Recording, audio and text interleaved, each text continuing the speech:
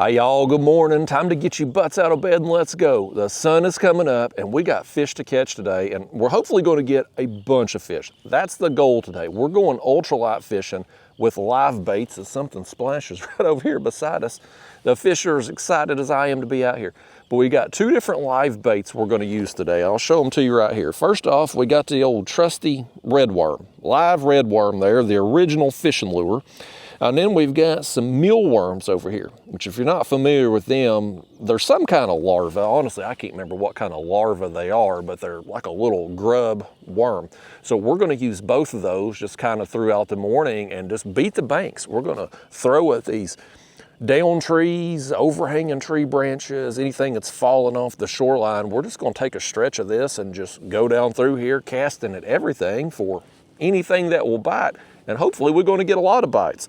So I'm going to put you all right here in my chest. We'll show you my gear, and then we're going to start making some casts. So we do have a new piece of gear for regular viewers.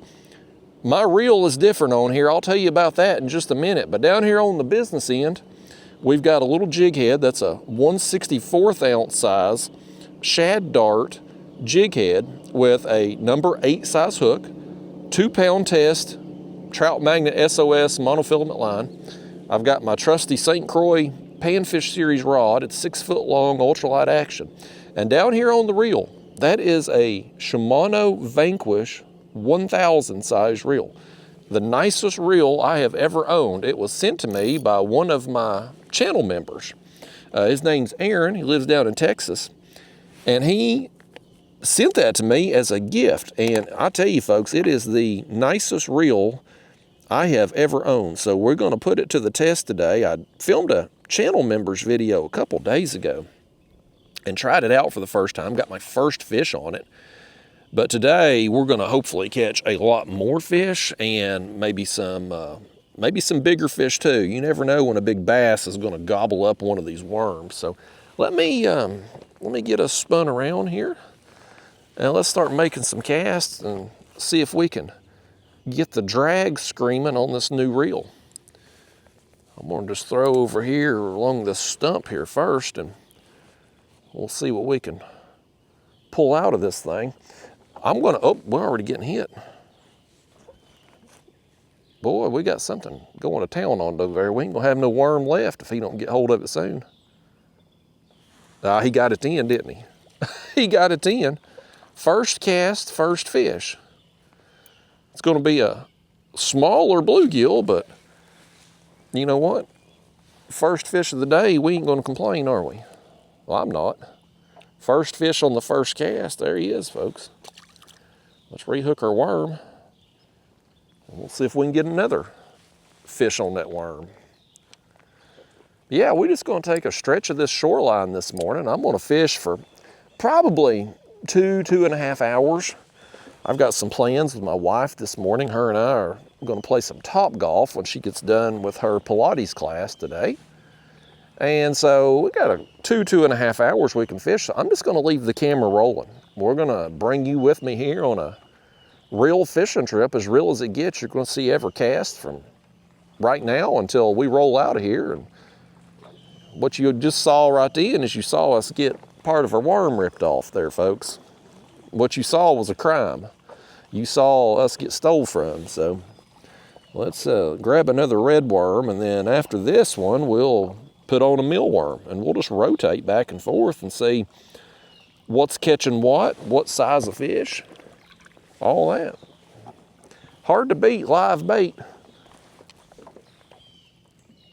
but live bait is better.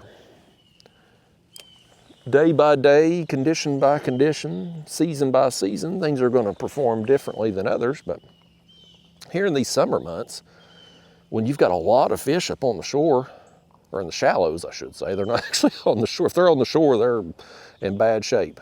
But you know what I mean, like they're up in the shallows. Oh, we got one swimming right at us here. Okay, this one's gonna, oh, big bass. Big bass, y'all, that's a smallmouth. Boy, listen to that drag. It sounds good, don't it?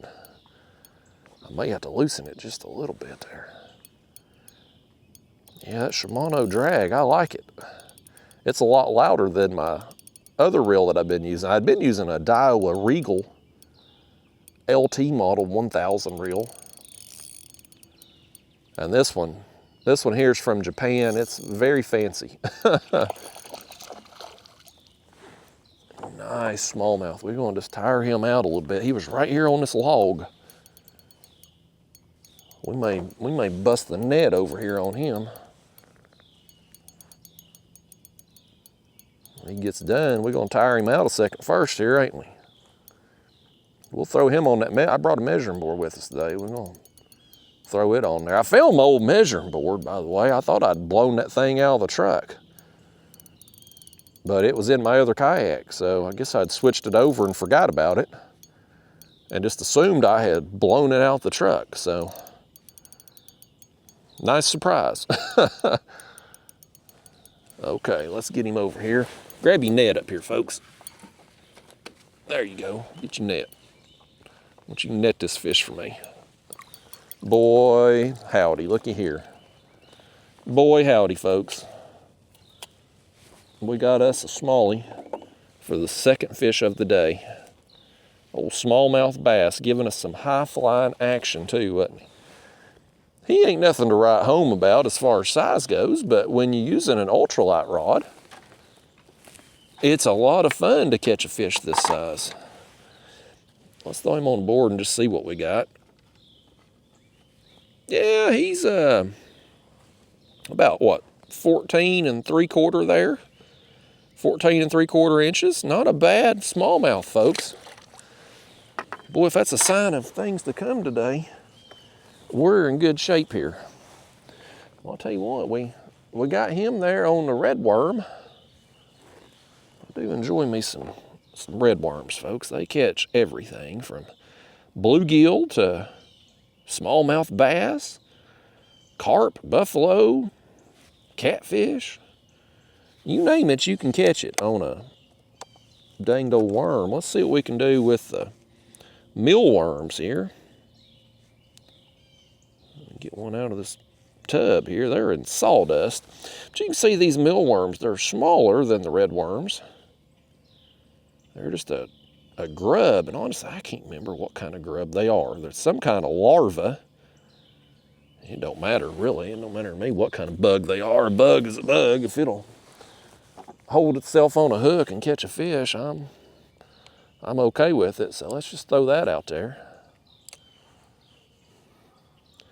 Back off that drag just a smidge more in case we hook into something even bigger than that smallmouth. Oh, I had something on that.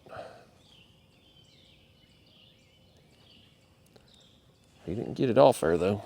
Let me back us up a little bit here. Let me back us up, spin us back around. Yeah, I know some of you's got eyes on my toe right there too. That toenail's about to come off.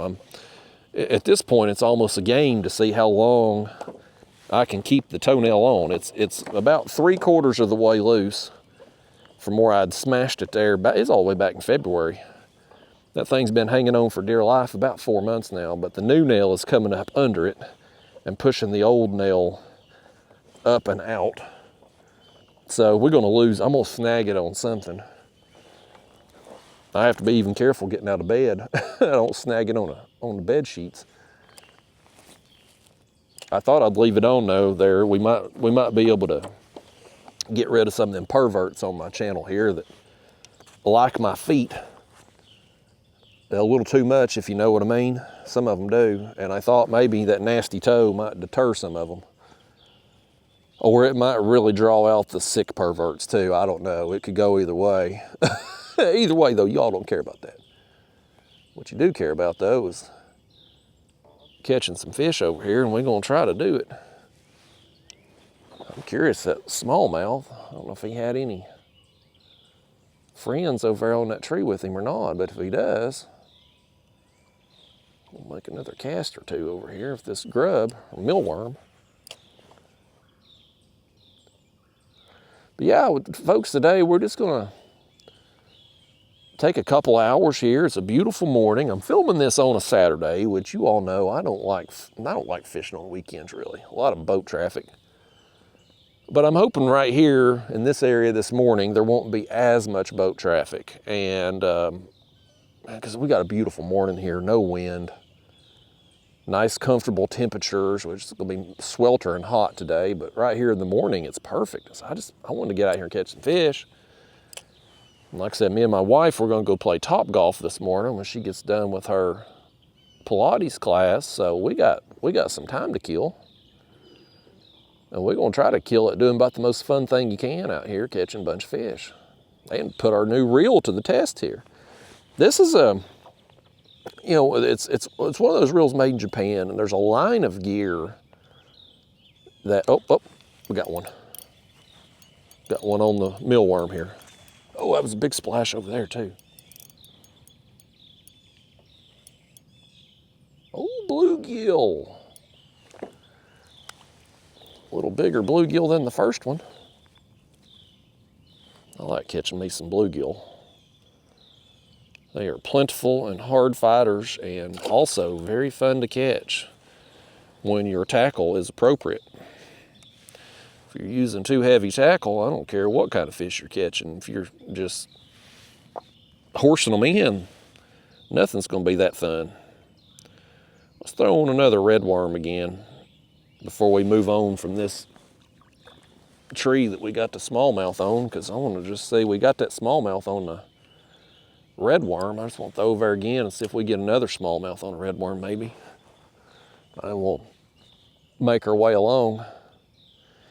But there's a line of ultralight gear, and it's known as JDM. I think that stands for Japanese domestic market, or I could be wrong about that. You can Google it or whatever search engine you use these days and get the exact name for it. But anyway, over there in Japan, they take, I went to pick up and there's a dang fish there as I was getting repositioned. Another bluegill on this tree. But the Japanese take ultralight fishing to the next level. And they have a bunch of different rods and reels over there, and lures too, and line for that matter. I mean, it's taken more seriously over there. It's way more higher end. Things are engineered better. And a lot of that stuff is starting to make its way over to America now, as more people are here in America are getting passionate about it and finding out about it. Randy Goad, Trout Magnet Man YouTube channel, regular viewers, you've heard me reference him a lot. He is somebody that you looked up to and admired for years with his catches, and he is pretty much an expert on all things JDM. He has a bunch of different rods and reels that he has imported over from Japan and tried out and used on his videos and social media and stuff. And so I've watched him from afar, but I've just been so hesitant to go down the rabbit hole, because I know if I do, I'm going to like it. And then I'm going to have me a very expensive hobby. And so I've held off on it. I've just continued to use my St. Croix rod here, which I've had over a decade at this point. And it's fine. You know, it's not a super sensitive high-end rod like you're going to get with the various JDM models, but it's good enough for me. And I have historically used cheaper reels. For a long time, I had that Abu Garcia, I think it was a Cardinal model reel, but it was like a $30 job from Walmart. I mean, it was a very cheap reel, and it lasted a long time and done just fine.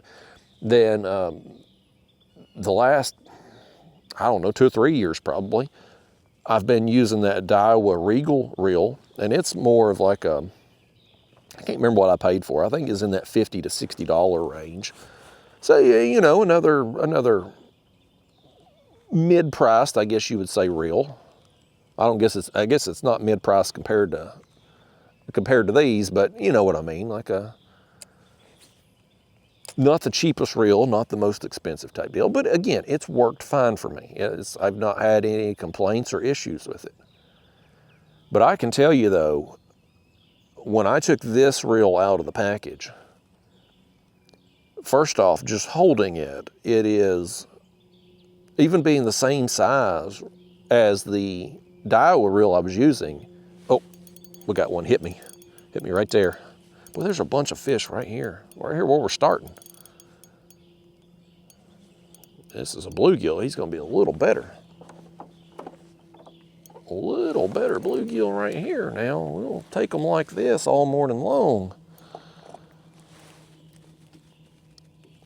I'm not gonna throw him on the board, but I bet you he's in that probably 7-inch range would be my guess. That'd be my guess on him, around 7 inches, give or take. Let's, our worm here's had it. Let's go back to a mealworm now. Let me throw out some of them sawdust there so we can actually find one to get. There we go. I'm just gonna run that hook in around the head, and then I'm gonna hook it through the back one time. That way it's kind of straight on there, best we can. But no, when I open up this reel out of the package, the first thing I notice is just how lightweight it is. For being the same size as the Daiwa reel, this is, and I don't know the actual weight difference, like I couldn't tell you the specs as far as what one reel weighs versus the other. But whatever it is, it's noticeable. Like when you have both of them in your hand, like you can tell, like, wow, this is really lightweight. And then I'm putting the line on it, and I mean, just silky smooth as it's going on. And then of course the drag, we heard it a little bit there with that smallmouth. Like it's a much louder drag. And I think these reels, I mean, I think the reason for the price being so ridiculously high, I think it's just the parts and materials that go into them, and the quality of those parts. And I'll tell you, man, it's a really nice reel, and definitely the most expensive reel I've ever had. I would have had a hard time ever buying something like this for myself, but my channel member Aaron, man, he hooked me up. He was gonna send me a new rod too, gosh, I forget the name of the model now. It was a Mega Bass rod though, from Japan. Ultralight rod, of course. It was like a $500 rod too, but it's just such a pain in the butt to ship a rod. You know, I'm friends with the owner of Catfish Sumo, and he sends a bunch of rods. He ships rods all over the country. And with Catfish Sumo being a business and shipping a high volume of rods, he's got a deal. I can't remember if he uses the Postal Service or UPS, but either way, it's not as expensive for a company like that has a large volume of rods they're shipping. Oh, I missed one over there. But they get a better deal than what me or you could just go to the store, buy a rod tube. Oh, hell, we broke off. That fish broke us off over there. Call the law. We've had a worm stole, now we've had a whole jig stole from us. I want one of you right now. Call the police. This is getting ridiculous. They're stealing us blind out here today. Well, bear with me a second here. Let me get in my jig box. We got a little plastic box here I keep in my life jacket. It's got just a few different size jig heads in there, but today I want these 1/64 ounce. I want them in here because that lighter weight is going to sink slower. The hardest part for me with using jigs this small is just seeing that dang jig head, or the eye of that jig head to thread the line through. These low light conditions right here, right at sunrise right now, it don't help the calls with my old eyes. Dang fish done got a worm, jig, and everything. That was just wrong with that fish. All right, trim that tag in. I think we're back in business there. What was we using? Was we using the I'm scatterbrained today. I don't remember if we was using the red worm or if we was using the mealworm. Let's just put a red worm on here. We got plenty of time left. We'll continue to work our way through both. Now the other thing I can't remember is what the hell I was saying. I know we was talking about the rod and shipping it. But yeah, you know, me or you, if we tried to go to the post office or UPS or whatever and ship a rod, hell, the last one I shipped was a few years ago. And that thing, man, it was almost $100 to ship a rod. So it's just kind of ridiculous. But he was offering to send me that rod, and it looked like, from the specs I was reading on it there online, reading about it, it looked like a nice rod. Nicer than, you know, what I've had here. I mean, again, this is functional. What you get with the higher end JDM rods, if you choose to go down that route, you're getting sensitivity. That's ultimately what you're paying for. When you get a something from, let's say, Walmart, right? Them little, what do they call them? Dock Demons, little 4.5 foot ultralight rods. Those things are super whippy, right? Like you can sit there in the store and just bounce them things and the rod tip will just be up and down, back and forth. Super whippy rod. Now, durability wise, you probably ain't gonna break the thing.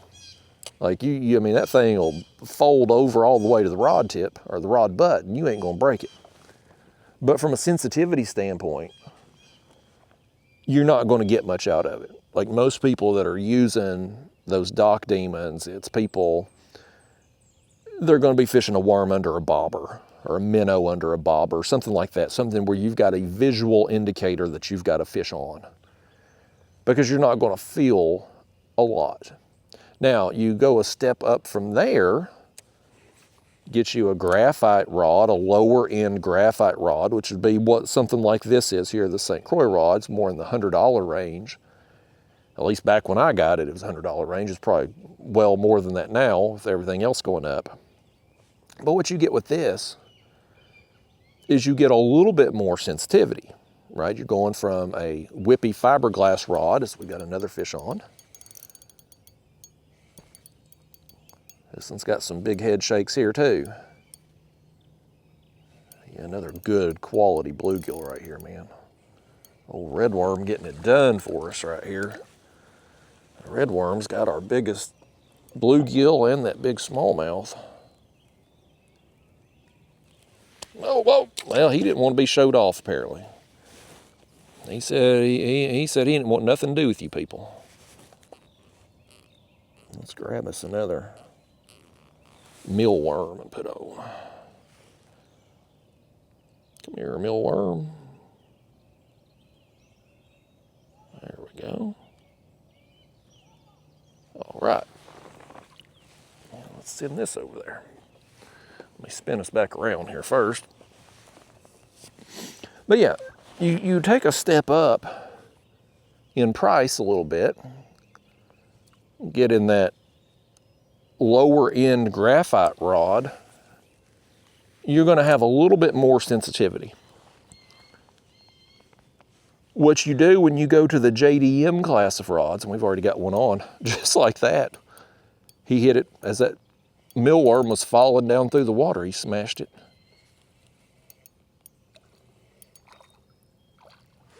You gonna leave us that worm on too there? He said he'll think about it. We're gonna catch fish all the way down through here, folks. If we're starting out this good, I mean, we went 50 yards down this shoreline and we've already got a bunch of fish. We're gonna have us a morning out here, folks. I'm on the Clinch River today, by the way. When you go up though to that next class of rods in the JDM, you're getting better quality graphite, you're getting much more sensitivity, and you're just gonna, the higher end you go, I mean, you're even, I mean, some of those Japanese rods, I mean, they're even built for certain species of fish over there. Like, I mean, they've got everything refined down to a science with it, really. And so it's a rabbit hole you can go down if you're really into ultralight fishing. And of course I am. I love ultralight fishing. I've just been so hesitant for years because it's one of those things, man. You spend $500 on a reel and $500 plus on a rod, and you're like, well, this setup works really good for bass, let's say, but what if I wanted something super specialized for a bluegill? Then you pick up a rod for that, and the next thing you know, you're several $1,000s into a new hobby. Meanwhile, the setup I've used for years with my $100 rod and my $50 reel has worked really well for me. And so it's kind of like, here's the analogy I'll use. Here's the analogy I'll use. Hopefully this will resonate with some people. We're going to switch out this mealworm. This one, that fish killed it, and so he got it all crooked on there and everything too. So let's switch that back out. Let's put us a livelier one on there. There you go, Mr. Mealworm. But here's the analogy. If you go from being the type of person that's eating beans and franks every day, you eating beanie weenies there at your house, right? Beanie weenies is a fine meal. I've had it. I'm sure most of you all out there watching or listening to this, you've had some beanie weenies. It's great. But it ain't no steak cooked to perfection, right? If you had your choice of beanie weenies or steak, there might be an occasional time you might choose the beanie weenies, but most days, most people's gonna choose the steak, right? There ain't no comparison. Well, if you've been eating beanie weenies your whole life, and suddenly you go from that to eating steak, that's an easy transition. Real easy to go from eating beanie weenies to eating steak. But if you do that in reverse, and you've been eating, boy, right here, what is this?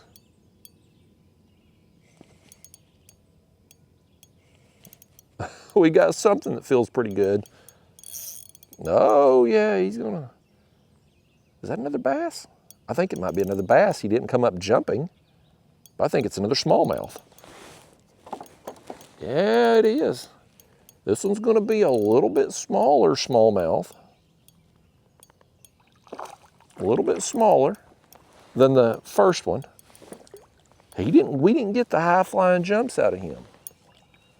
We'll take it nonetheless. I knew it was a little bit better fish though than the bluegill that we've caught thus far. Fish, you ever had some beanie weenies? This small, he don't know what he's missing. He's been down there eating sushi his whole life, eating raw fish. When really he needs to be eating him some beanie weenies. If you've eaten beanie weenies though, and you go to suddenly eating steak, easy transition. But if you've been eating steak your whole life, and now you got to eat beanie weenies every meal, boy, that's tough, ain't it? It's hard to go backwards. It's easy for everybody to go forwards. It's hard to go back. And that's kind of how I've always viewed the JDM stuff. Like, I've had this setup, well, minus the reel, but you know, the St. Croix and the cheaper reel, and it's worked fine for me. It's my beanie weenies. It's all I've known. But if I go to eating steak and go to the JDM gear, I don't know that I can go back. You know what I mean? Like, I don't know if I'll be able to go back to being able to use the cheaper stuff. So, yeah, folks, that's kind of how I've been. That's kind of how my thoughts have been on it. I've always been fascinated with it. Part of me wants to get into it, but I just know it's an expensive rabbit hole to go down. And I ain't telling any of you all out there how to spend your money.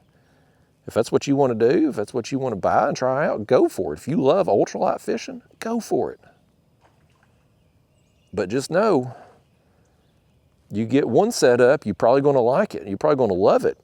And then you're going to want more. And yeah. So anyway,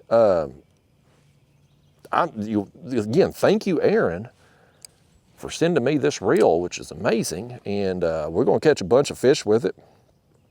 I love it already. I knew as soon as I picked it up out of the box, I loved it. Before I ever caught the first fish on it, it was going to be the best reel I've ever had. This fish right here, he don't think much of it though. Well, we're off to a hell of a start. I mean, we're catching them good right now, folks. Numbers wise anyway, and some of these bluegill like this one ain't too shabby, and I don't care about the smallmouth size. When you catch either one of them small, oh, he's ate that thing kind of deep. Let's see if I can get the forceps here and do something with this. You think we can get it out, bluegill? Let's see. Let's see what we can do. Bear with me a second, folks. I gotta hold him up here so I can see over the camera. All right, we got it. I don't see him bleeding either. I think you got lucky, bluegill. You got it kind of deep, but not so deep that it's going to kill him, I don't think. Our worm, though, oh, he's still wiggling. Yeah. We've had a bunch of fish this morning. We've had beanie weenie references. Hell of a start we're off to today, folks. Hell of a start. Oh, something hit me then. But yeah, we're just going to take a stretch of the shoreline, and I don't know how much of it we'll cover. Maybe not much. I definitely want to stay on this side of the river channel, though, because the sun is coming up over on that side of the hill, so it'll be cooler for us to be in the shade over here for the duration of our trip. Whatever that fish was that hit us over there stole our worm. Let's go back to a mealworm for a second here. We're just going to rotate back and forth. I don't know how many red worms we've got. That was the mealworm tub is new. The red worm tub was used on my last ultralight session and put back in the fridge. So I don't know exactly how many we've got left in there, so we may run out of the red worms before we do the mealworms, but either way, we're going to catch fish on both of them. But it's going to be interesting to see today how we do on each one. What's going to catch the bigger fish? I would assume the red worms will catch more bass. We'll catch a bunch of bluegill on the red worms too, but I don't know. It'll be interesting to see if we get any bass on the mealworms. I think just being summertime, I think we're probably going to do better for bass on the red worms. I mean, right now, if we were throwing an artificial Texas rigged worm would be an ideal bait possibility for us to use as far as artificials goes for bass. So this bluegill, though, he ain't got no problem with that mealworm, does he? He ain't got a nary problem with it. He said, I'll eat that thing 7 days a week, Justin. Oh, well, he go just like that. Another thing I'm curious today too, will we get any shell cracker possibly? And if so, will we get shell cracker on the mealworms? Because I know they like a red worm or a night crawler. Like when I'm throwing the ultralight with live bait, live worm, I catch more shell cracker by a mile than I do when I'm throwing artificials. Like I will occasionally, if I'm throwing the gulp or something, I'll occasionally get a shell cracker. But the live bait, that's really the ticket for the shell cracker. But will they like The mealworms, I don't know. I will say this though, as far as purchasing them, the mealworms are cheaper at the store, about $1 cheaper, and you get more mealworms per tub than you do the worms. However, I think we're going to get about 1 fish maybe on the mealworms, maybe 2, whereas sometimes the red worm, you can get 2 or 3 fish off of it. So value per worm, for those of you care about that kind of thing, I doubt most of you do, but value per worm, it'd be an interesting case study to do. That would be something for AI to use to calculate for us. Get some actual use out of AI instead of apparently going to take all the jobs, which that's what all the fearmongers on TV think. I don't know if it will or not. The thing I can't figure out, and we're just going down the rabbit hole here, get your tinfoil hat conspiracy theory hats on already, folks. We're a few minutes into this trip and we're already going to put our tinfoil hats on. Again, these trips, man, these uncut videos like this, I'm bringing you out here. If you was out here fishing beside me, this is the kind of crap we're going to talk about. But I don't get how AI is going to replace truck drivers.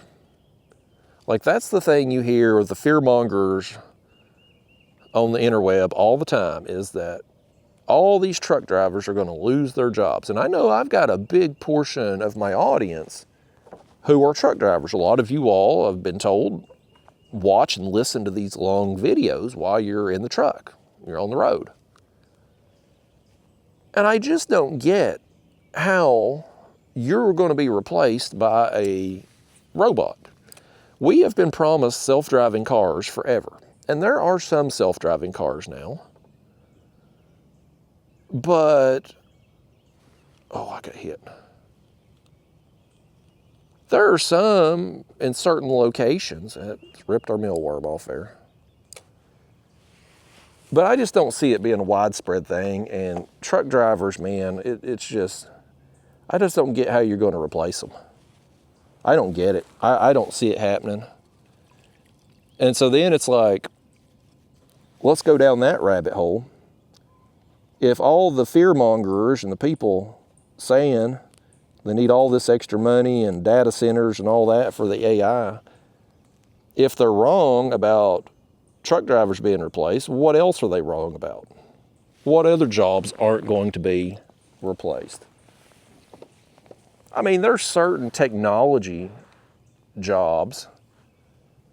I mean, I could see graphic design going away, because why do you need a graphic designer at this point when you can tell one of these AI services, ChatGPT, Claude, whatever, you can just tell them what you want and it'll do it for you. So you don't need, hell, we done got robbed on that one too. So you don't necessarily need a graphic designer anymore. But when it comes to like real world jobs that require split decisions, and that's something you're going to have to do if you're driving down a back road. And listen, I know most of these trucks, they're driving out on the interstate, right? If you're seeing a big semi truck hauling a load somewhere, most of the time it's on an interstate or a major highway. But what happens when the interstate is shut down? You got a wreck, you got construction, traffic's backed up forever. What happens then? Well, all them truckers, they get diverted. They get diverted on these side roads and these back roads. They was doing some construction work on the interstate in my area, I guess it's been a month or two ago now. And everything was backed up. And so my GPS diverted me, and I ended up on these backcountry roads. I mean, I'm talking roads barely wide enough for one vehicle, let alone two. And I'm back there going around these tight ass curves, and here comes semi trucks as we got another fish on. Let's go and pull a little drag. Yeah, that's a slab of a bluegill. Slab, buddy. This one here we might throw on the board. This one's got some height. This is a tall bluegill right here. Grab your board up here, folks. Don't look at my toe either while we're all hunched over here. I got a complex about it now, fish. Lay your tail flat there. Let's see where you at. You over 8 inches. Oh yeah, man, that right there. 8 1/4. That is a nice bluegill, folks. That's a nice bluegill anywhere, but especially on public water. Okay. Let's back us up here and we'll throw that same worm. He left the worm on it. Let's throw that same worm over here. Got our line wrapped around the rod tip. There we go. But yeah, I'm on this backcountry road, and here comes all these semis around the curves. Like, in that situation, I want a human behind the wheel. Like, I don't want a computer driving them backcountry roads, because if the GPS is off just a smidge, if the coordinates are off just barely, them things are going to be in my lane, hitting me head on. That fish is beautiful. Small, but beautiful. Red-breasted sunfish right there. So I just don't see that happening, man. Unless it's a deal where self-driving's only allowed on the interstates or major highways, but then how do you get to your destination all the time? Like, yeah, I just don't see it. I don't see it happening. And I especially don't think it's going to happen soon. But I mean, there's other things too, like there's that little smallmouth, little tiny thing, spits the worm. But I mean, there's other things that, I mean, now I listen to AI music about as much as I do regular person music anymore, because it's amazing. So I don't know what to think about it, really. It's just, what we do know is things are going to be changing. Things are always changing. And you better be willing to change too. You better be willing to adapt to whatever comes your way, or else you're going to get left behind. That's what I know. And that's been the case since the beginning of time. You either change and get with the times, or you go out of business. Whether you're an individual or a company, we've seen it with companies too. I mean, think about it. If you were used to, when you go to buy something, what'd you do? You go into the store. You went to Walmart, physical location. Grocery store, physical location. Then the internet comes along. Changes everything, man. Like, used to, when I was a kid, if you was going to order something, what did you order? I mean, Sears catalog. When the wish book would come out there at Christmas, and you'd see all the toys you wanted, you could order something from the Sears catalog. But that was the only thing that was delivered. Everything else you went to the store and physically purchased. Took it from the store and home. Well, internet comes along. Now all of a sudden, some businesses decide, you know what, we can sell stuff online. We don't have to rely strictly on brick and mortar retail sales. Some companies embraced it. Some companies took off. I mean, Amazon, their whole business model was online sales. First with the books, and then with now literally everything. But that business, Amazon's business, was created because of the internet. Other retailers, though, you either adapted or you died, and we saw both. When I was a kid, you had Walmart, you had Kmart. My first job, I've told you all this before, my first job, 16 years old, I worked at Kmart. You had Sears, not only with the wish book catalog, but also physical retail stores. Service Merchandise, that was a retailer. Circuit City, you know, there were various retailers, brick and mortar retailers, and they didn't adapt. Walmart did. Walmart said, you know what, we're going to lean into this. We're going to build a website and we're going to start selling stuff online. They survived. Kmart dragged their feet. Sears stuck with the catalog. They died. They went out of business. They got left behind.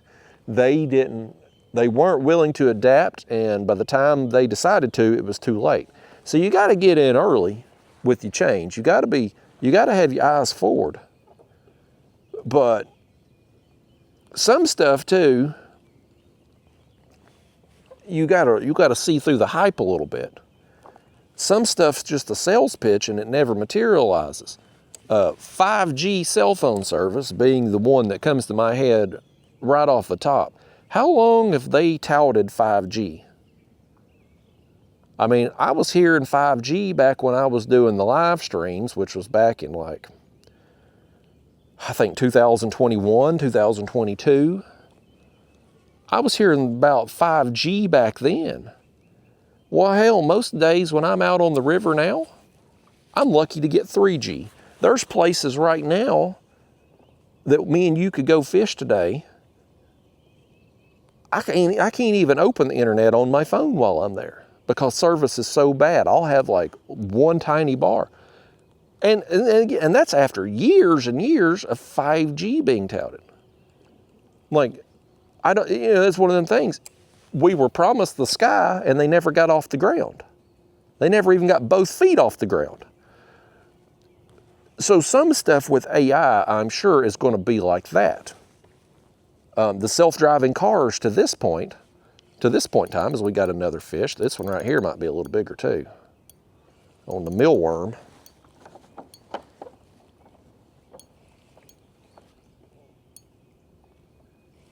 Yeah, this one here is going to be, I don't know what he is yet. If he's a bluegill, he's a big one. It may be another bass that just ain't come up and jumped. No, it's a big bluegill. Oh, y'all, look at this thing right here on the mealworm. Boy, let me get the board out over here.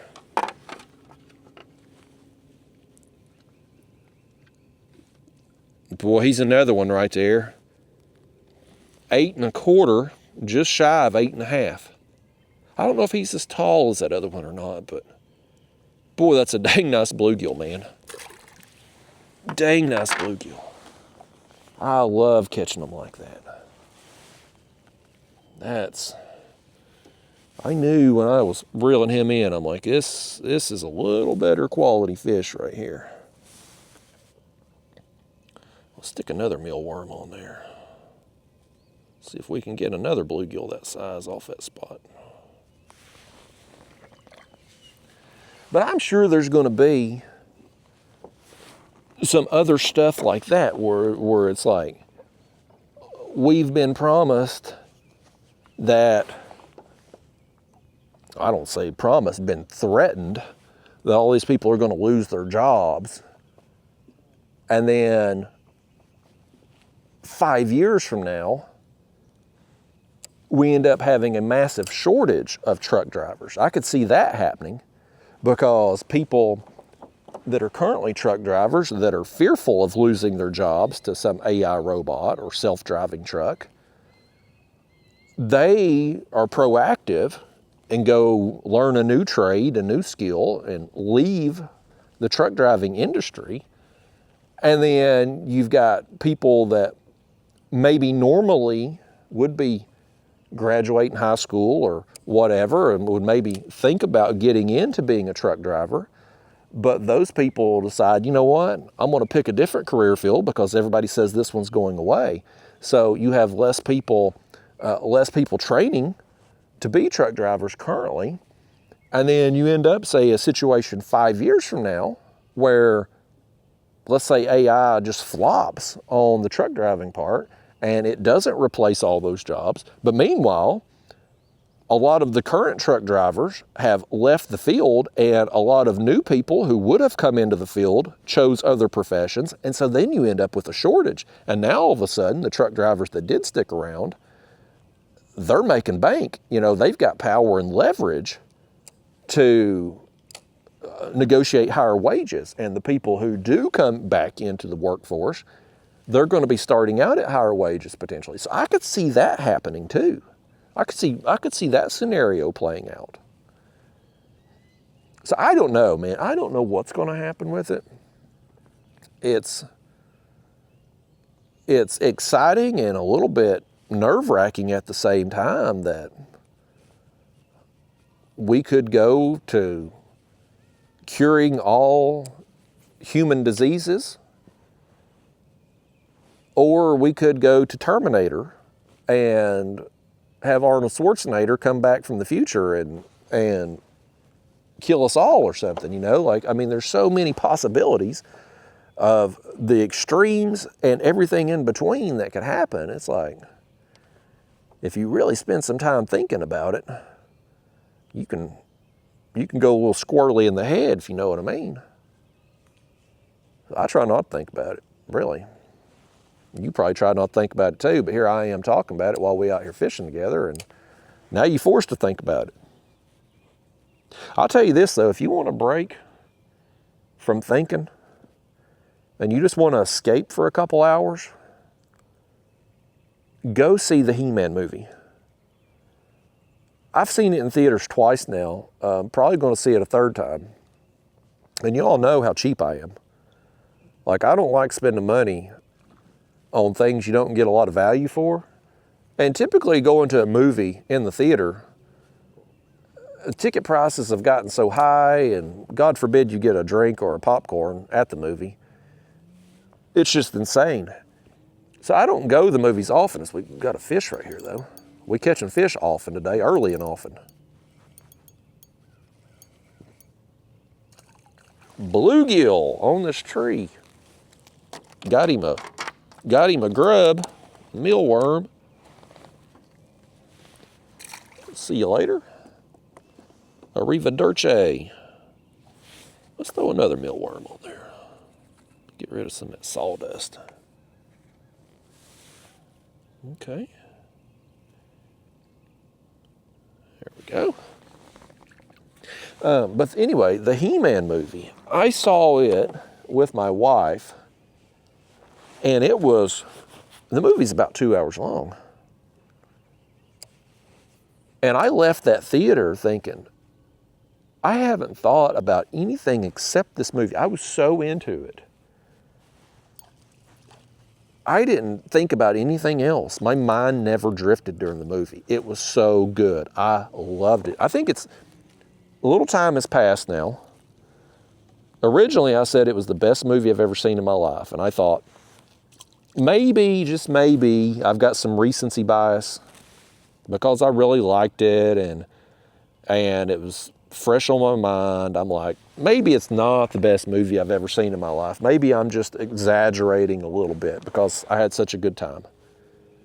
No, folks, even now that some time has passed, I still think it's the best movie I've ever seen in my life.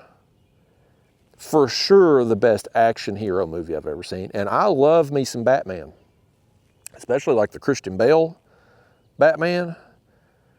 Like, I mean, I'm all about it. But this He-Man movie, it's the best movie I've ever seen. And so I went and saw it with my wife. And I went back and seen it again with my mother. And don't be shocked if I go see it a third time in the theater. And they say, rumor is, there might be an extended cut version, like when it comes out, DVD or where you can watch it online. There might be an extended cut version. And you better believe I'll be watching that then too. I am all about it, man. It was such a good movie from start to finish. It was amazing. I loved it. And it was like a 2-hour escape, man. Like, not that I need to escape, You know, this bluegill right here, he needs to escape. No, that ain't a bluegill. He wants to escape now because it's a bass, and I've referred to him a bluegill, and now he feels insulted. He's terribly insulted, and he's going to tell me about it too. Give me that hook back, old smallmouth. Smallmouth on the mealworm there. Let's throw another mealworm over there at that tree. But yeah, I don't need to get away and escape.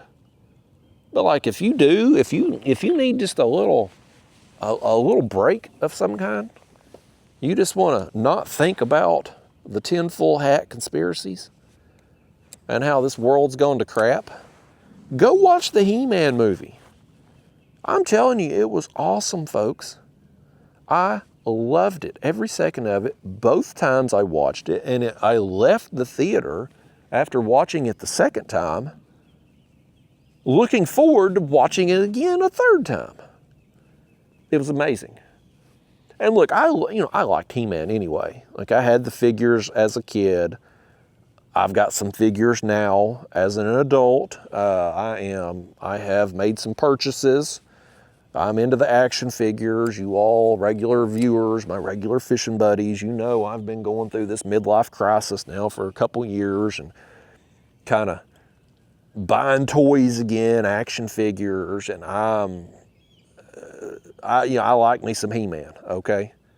He-Man, Skeletor, I'm all about it. This fish right here, this is going to be a little better one too. At least he feels like it. Oh, yeah. Yeah. Oh, is this a shell cracker? Yep. We got a shell cracker right here on the mealworm. Yes. I was wondering how we would do if we would get any of these. I mentioned that earlier.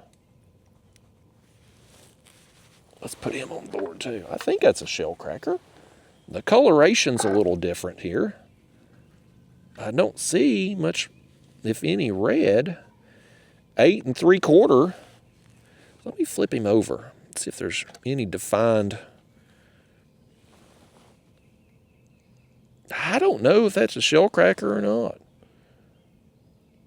The coloration makes me think maybe it is, but I'm not seeing the red. Either way, 8 3/4 and a dang nice fighter. I'm not gonna complain about it.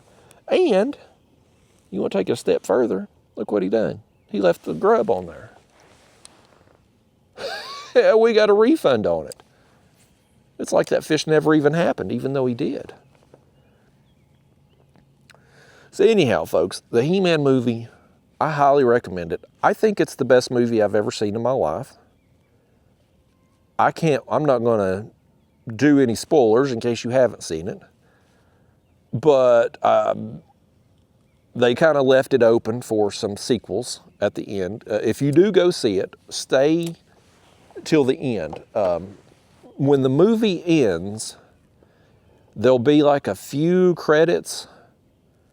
You know how they put like people's names up there and stuff that's made the movie. And then there'll be another scene. And that kind of gives you a glimpse into, as we get our worm stolen, that kind of gives you a glimpse into another movie that they're working on. And then there's the regular credits, right, where the screen goes black and everybody's name starts scrolling down the screen. Everybody that ever farted on set gets their name on there. There's 1 million people involved with all these movies. And so that plays, and then at the very end of the movie, there's another just a clip of a few seconds that kind of gives you a hint of something that might come in the future. So I think there's at least maybe 2 more movies coming, potentially. Hopefully this movie does well at the box office. I mean, it was amazing. The social media, as soon as the movie come out, you start seeing all these social media posts that the movie bombed and box office numbers were terrible. And I'm like, I mean, it was opening weekend for the movie, and the weekend wasn't even over yet. And they were talking about how it had bombed. And I'm like, how do you know on Friday that people aren't going to go watch it on Saturday and Sunday? Like, I think it was just either bots. I don't know what this is. Is that bass? Nope, bluegill. It looked long when I first saw it over there. I don't know if it was like a situation where maybe competing movie makers, like what's the word? Other movie studios, I guess, maybe they put out like fake news type things to try to, because I mean, think about it. If the movie comes out and you were contemplating seeing it, but all of a sudden you start seeing stuff on social media that the movie's flopped and it's terrible, and you're like, man, do I want to go spend $100 to go to this movie? Because I mean, like if you've got two of you, you know, let's say a wife, husband and wife, and you got a couple kids, and you go to a movie and you get 4 tickets and snacks, you're over $100. And so you're thinking about taking your family to see this movie, but all of a sudden you start seeing all this stuff on social media, and it's like, oh, this movie bombed, it's terrible, it's no good, blah, blah, blah, blah, blah. Well, maybe you think, well, I'll save my money, or maybe I'll go see this other movie that come out.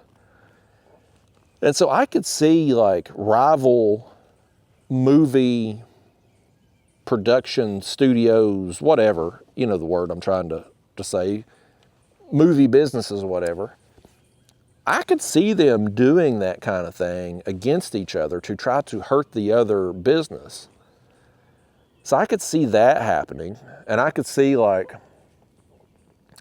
influencer type people just purposely making stuff up to get some extra clicks. Like I could see all of that happening, but I hope the movie does well. Like I hope it makes a ton of money for whoever. I don't even know who made the movie, honestly.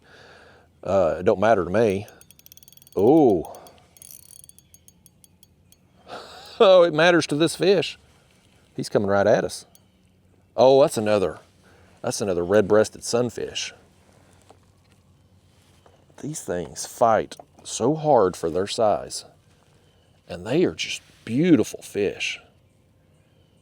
It's the low light out here. You're not going to be able to see all the colors, but I love those red-breasted sunfish. We've been throwing mealworms.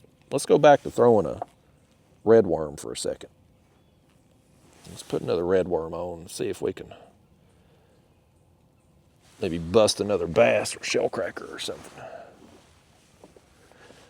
But yeah, I hope this movie does well. I hope the toys do well, because I'm all about some action figures. You know this. And I'm into these new He-Man toys. They've got 3 different lines going right now for the movie figures. You've got the Origins figures, they're calling them, which is more of your traditional, if you grew up in the 80s, you remember what He-Man, the figures looked like, right? So these Origins figures, they're more of that body style, more of what you think of when you think of He-Man. In addition to that, they've got the core line, which is, they're calling it for kids, and they're cheaper. They're $10. As we got a fish right here. Oh, small bluegill though. Don't throw that worm off, bluegill. We're going to save that for a bigger one.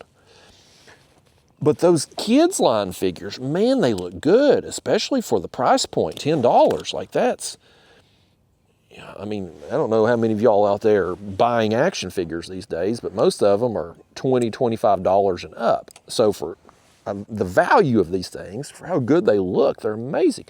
And then they've got the Chronicles figures, which are slightly bigger. They're like an inch bigger than the kids line. And they've got more articulation like you can bend them in other ways, like their torso and ankles and shoulders and stuff like that. They've got more, you can pose them in more ways. But they're like $26.99. And I'm like, man, those kids figures look so good. I don't think it's worth paying 2.5 times as much to get the Chronicles line. So I've picked up a couple of the kids line. I'm probably going to get some more. And I am for sure getting the Origin style. I'm for sure getting those. Now I'm playing the long game.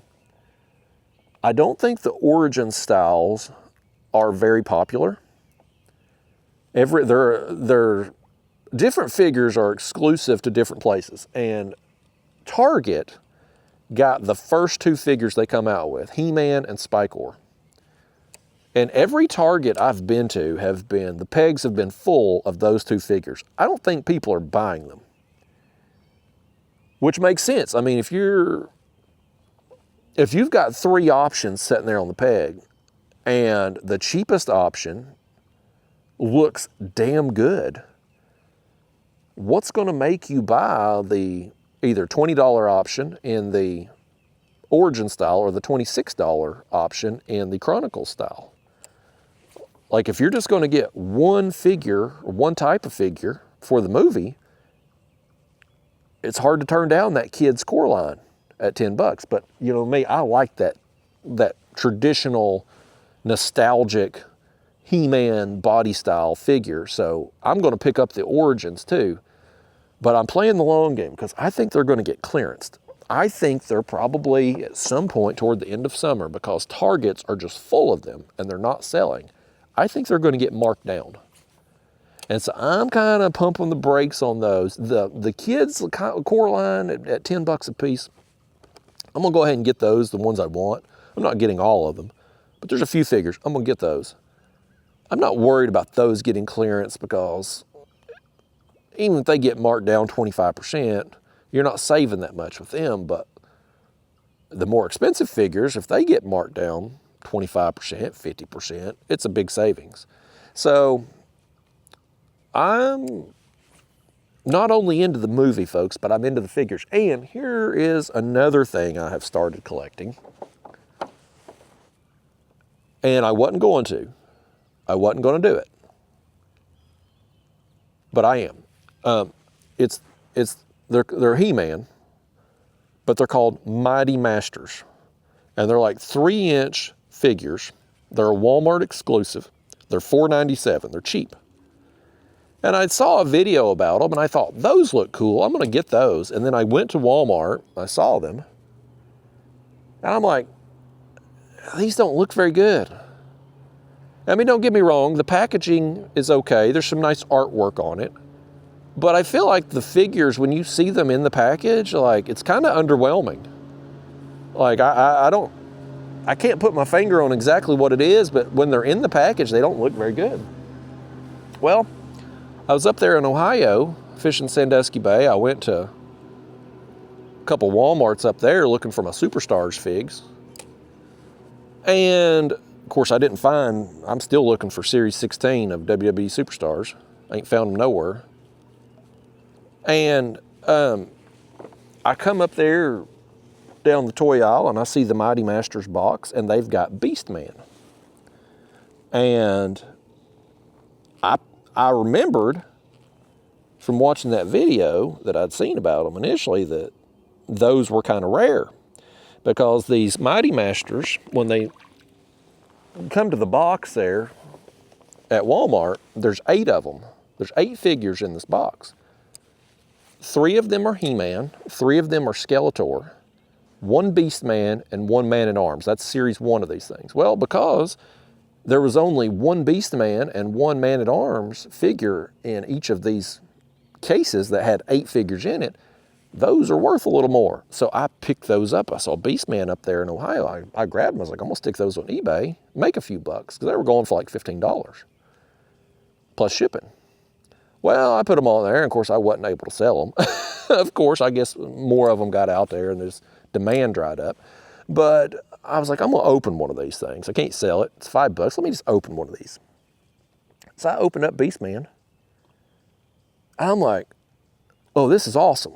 Like, I mean, they're small. They're 3-inch figure. But they're very detailed for what they are. And I was like, I like these. So I've got the whole set now of Series 1. As this fish has got a hook in the jaw.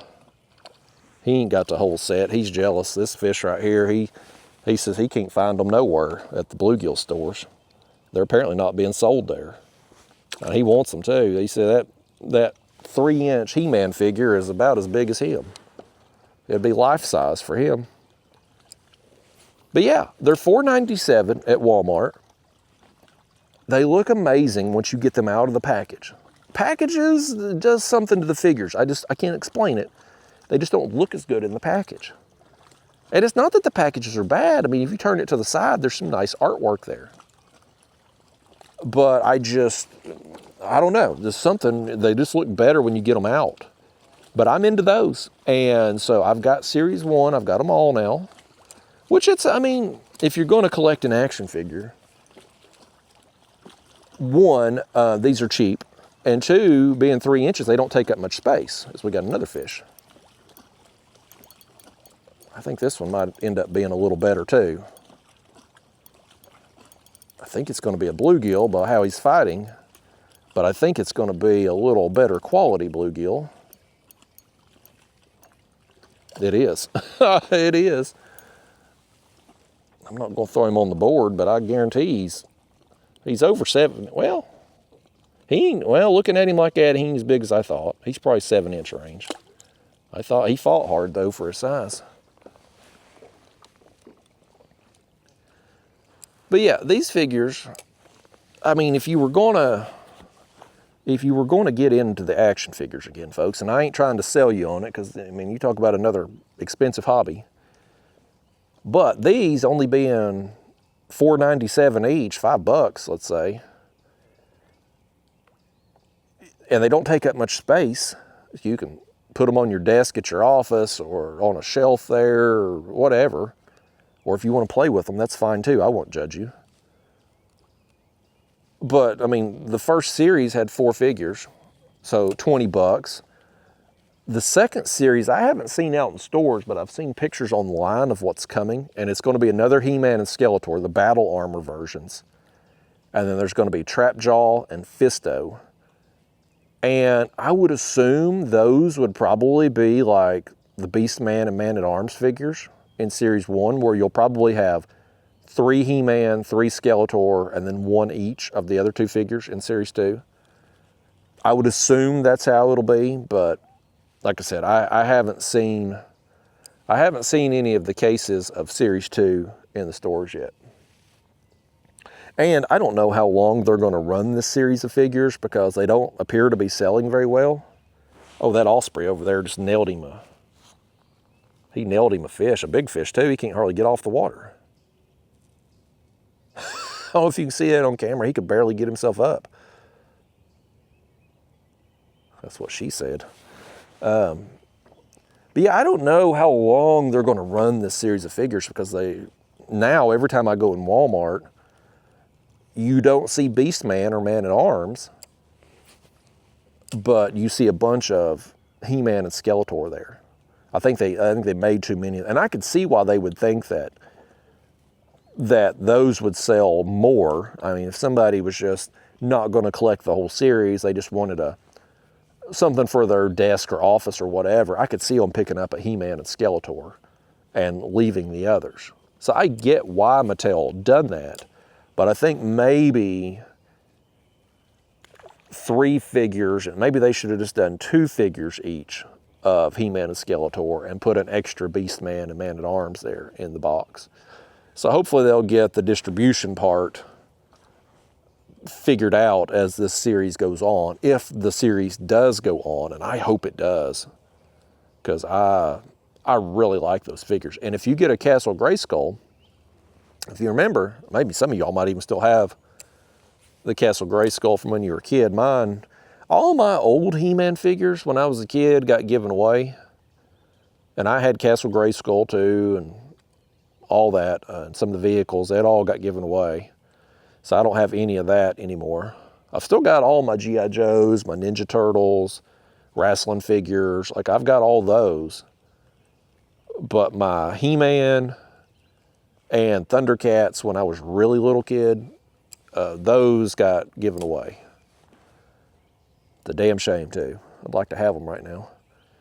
But the Castle Grayskull, so when you had the 5.5-inch figures, the regular He-Man size, you know, proportionately, Castle Grayskull was a little small, but, I mean, it was functional. It was functional, but you could just tell, like, scale-wise, Castle Grayskull didn't really match up with the 5.5-inch figures. But with these 3-inch figures, Castle Grayskull looks a lot more appropriately sized. So if you really want to have like a nice display in your house or toy room or office, whatever, you know, whatever your situation is, maybe your garage if you have to, if your wife ain't gonna let you have all that crap in the house, you could get you that Castle Grayskull and those 3-inch figures and have a real nice display that won't take up very much space, but yet look amazing. I mean, it's gonna look really good. So I'm all about them figures, man. And I'll tell you what's cool about them too, in addition to just the detail of how they look, they've also, in these little $5 figures, incorporated an action move into them. Like there's a spring inside them. So Beast Man and Man at Arms, you can raise his arm up and it'll do like a chop. Like Beast Man comes with the whip, Man at Arms comes with his staff thing. And so you can make their arms move, and the He-Man and Skeletor twist at the waist so you can make like a punching motion with them. That's pretty, I mean, you know, for $4.97, folks, I mean, what toy can you buy these days for under $5? Aside from a Hot Wheel, not much. Hot Wheels are the only thing that has been inflation proof. Everything else, man, toys that would have been G.I. Joe when I was a kid, $2. Now, $25, $27. These He-Man figures, man, when I was a kid, you're talking $5 or less. Now, that same Origin style figure, $20. A wrestling figure when I was a kid, $5. Now, $25. Like, it's just, everything's gone up, but for some reason, Hot Wheels stood the test of time at, I guess they've gone, I think there was a 99 cents when I was a kid, now they're like $1.19. But I'm just not into the Hot Wheels though. I like an action figure. I like something you can pose and play with and have battles with. Same with the wrestling figures, you know, I wanna smash them. Stone Cold's got to give the stunner to Ultimate Warrior type thing, you know, like that's what I want out of an action figure. My wife, she's into the Legos. I've talked about that some on the videos. She finished her, gosh, she got some castle, Princess Elsa or something, castle she's been working on. She finished it. And she got a, what's that plant called in Mario Kart? I play Mario Kart every day. This is a little better fish. Is this a bass? No, it's just a big old gill. A big old gill. I thought it was a bass when it first took off. Oh, y'all. This ain't just any bluegill. This is a red-breasted sunfish, and this is a big one. Oh man, that's a big one, y'all. I love this. On the mealworm. Look how beautiful that fish is. I wish it was a little bit brighter right now. Doggone you, fish. Don't be jumping like that. I don't want you getting hurt now. I want to send you back in a good shape. I just want to put you on board a second. Let's see how long you are. Over 8 inches, about 8 1/4 right there. Look at the colors though. Boy, if it was brighter out here, he would really glow. Man, that was awesome, y'all. I love those. Okay, that was on the mealworm. This mealworm's still on here, but it's all beat up. Let's get another one to stick on there. Mealworm's getting it done for us, buddy. I think we got our biggest bluegill and the bass, of course, on the red worms, but the mealworm here is catching them too. Okay, now we're back in the game. But yeah, my wife got that Mario Kart plant. What is that called? It's the red plant that's in the green tubes, and some of them will bite you in Mario Kart as you drive by, and some of them will shoot fireballs at you. Whatever that plant is, she got the Lego version, and she's all excited about it. My wife has gotten super into Legos. It was a new hobby for this year, but I mean, she's really gotten into it. She found some place last night, a website, apparently, I guess it's got like discounted Legos. And I said, honey, if it sounds too good to be true, it probably is. You better research it a little more. I forget the name of it. Some of y'all might be familiar with it. But anyway, she's going to research it a little more. She thinks she's going to be able to get a discount on some other sets. But like, she's gotten pretty good at it too. Like when she first started, if she got a little $20 flower set, because that's what she started out being super into, was the flowers. And she's still into them. But she's branching out now into some other things on the Legos. But I say used to like it was a long time ago, like a couple months ago when she got into this. If she got a little $20 flower set, it would take her a while to do it. But as she's done more and more Lego sets now, she's gotten quicker with her speed. And so now she can put together a $50 set in an hour or two. And I'm like, honey, you need to slow down a little bit here. Maybe build them things a little slower. I told her, I was like, maybe instead of going bag by bag, because these Lego sets, if you're not familiar with Legos, and I wouldn't have known this if I didn't watch my wife put these things together, but they come with an instruction manual, and all the blocks will be in various bags. And so she'll open up that instruction manual, and it'll say bag 1, and then it'll show her how to put together bag 1, and then she'll move on to bag 2, and so forth and so on. And I'm like, honey, maybe you want to make this a little challenging on yourself. Jumble up all the blocks in the bags, and that way it'll take you longer. It'll take you longer to do it, and you'll get more bang for your buck. Because she's going to get to a point where she can put them $50 sets together in a record-setting amount of time, and this is going to end up being a $100 an hour hobby for her. You know, like this fish said he's got a $100 an hour hobby. It's eating baits with hooks in it. He wanted him a mealworm today. Get on up here, Bluegill. Tell us your thoughts about that mealworm. You seem to like it pretty good. He says the best mealworm he's ever had. He liked it. He enjoyed it. Gobbled it up, apparently. He didn't give it back, so. You know, mealworms just don't. Speaking of value, we're not getting great value per mealworm here, but they are catching some fish, and they are cheaper. They are cheaper to buy than the red worms.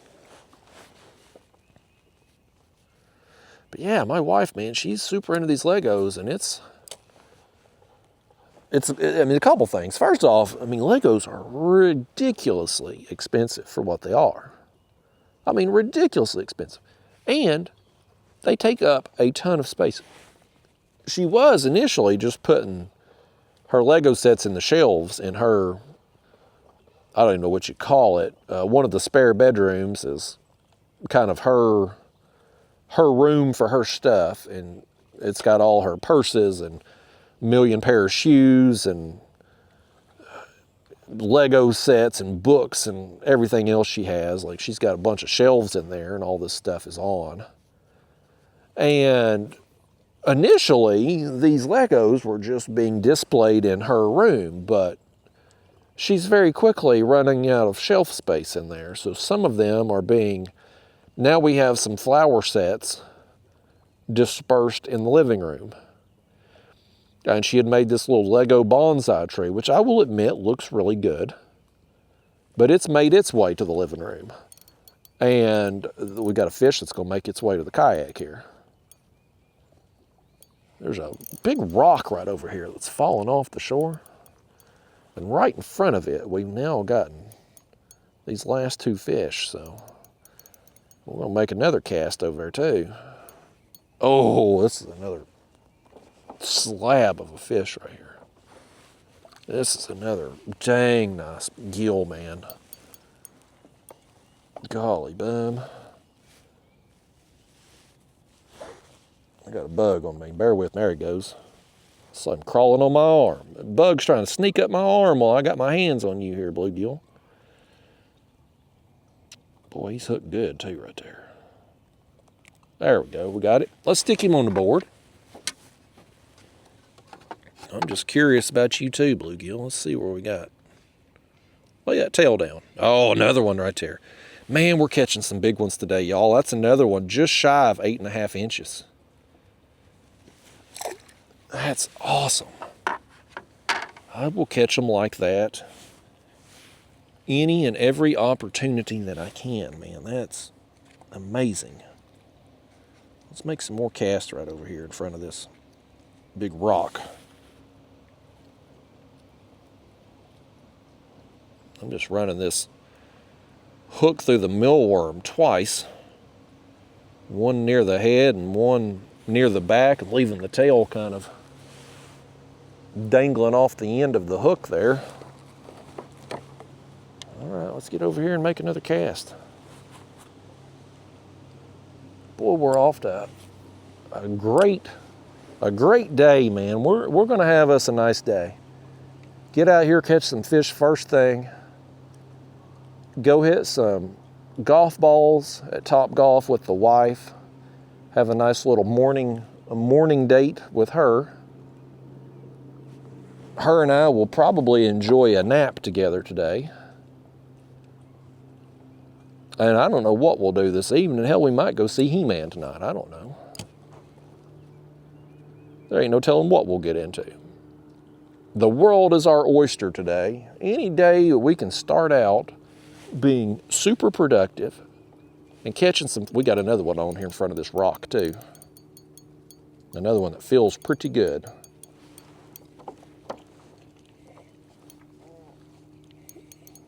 Boy, I tell you, man, these things are fighting hard today. Every one of them we're pulling up is just a digging, man.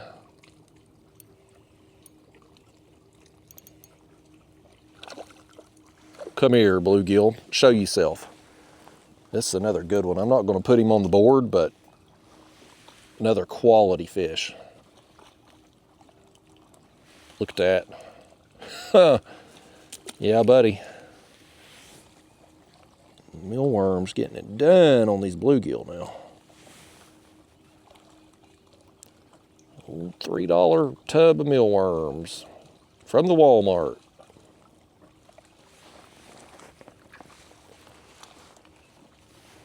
Let's back it up just a little bit here. Boat went by and made some wake, and I want to stay right here in front of this rock a minute. It's just a big boulder that's fallen off the shore. This is a pretty steep hill, and so rocks give way and fall down, and the water's real deep here. Or I don't have the graph on. We don't need it for this,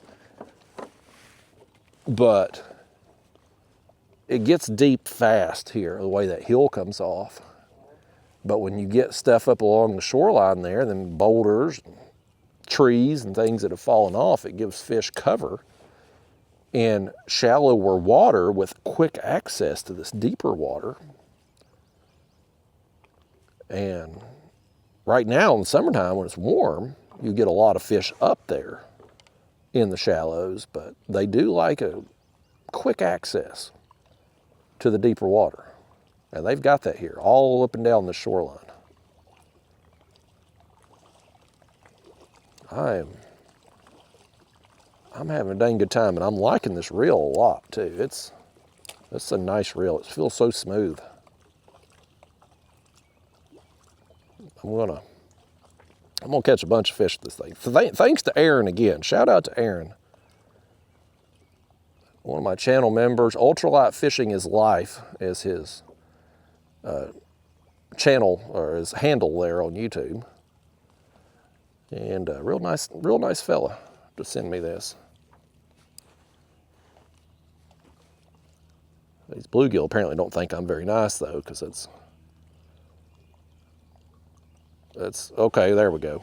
I thought maybe we'd done more of this. Oh, that was a little bass. A little smallmouth over there hit the mealworm. Got my line all wrapped around my rod. There we go. Yeah, I thought we were maybe done with this rock here for a second. I'm gonna make another cast or two now after catching that smallmouth.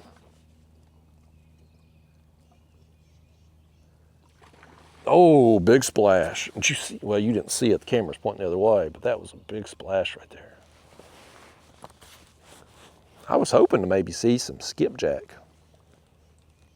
jumping this morning first thing, but I didn't see none of those. Skipjack remain a mystery that even AI can't solve as to where they have gone, what has happened to them.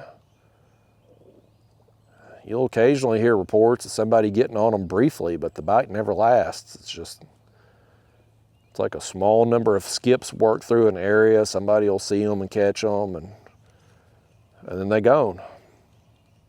It's been a tough couple years for skipjack. I've just been sticking with the shad, easy to get, readily available. I catfished yesterday.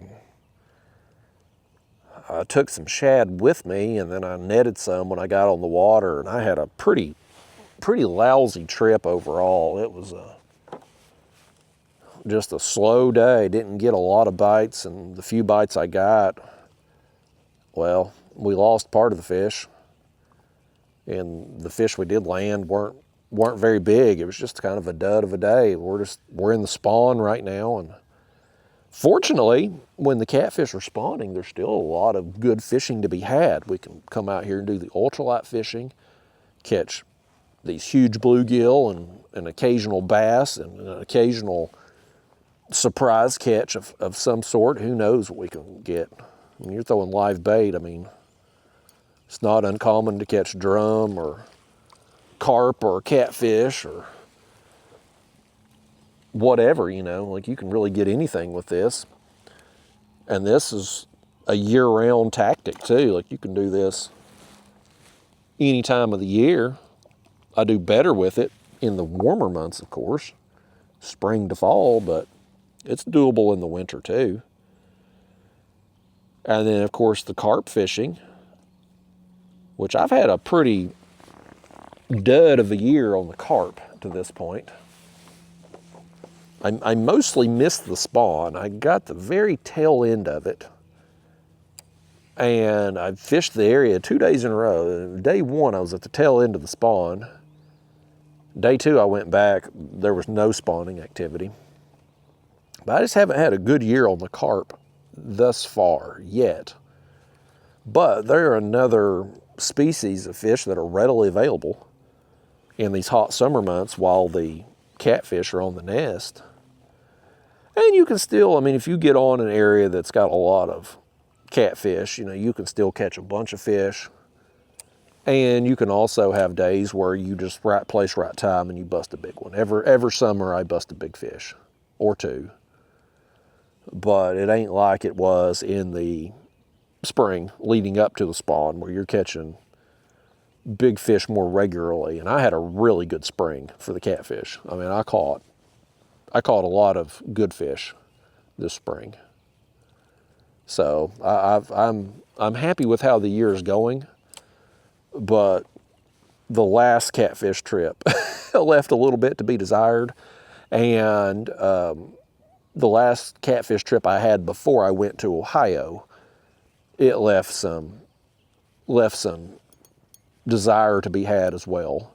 So it's just a tough time of year, man. And what's weird about it too is, oh, we got a little red-breasted sunfish. What's weird about it is, like, for YouTube purposes, this is the best time of year to post catfish videos. It's during the worst time to try to catch big ones.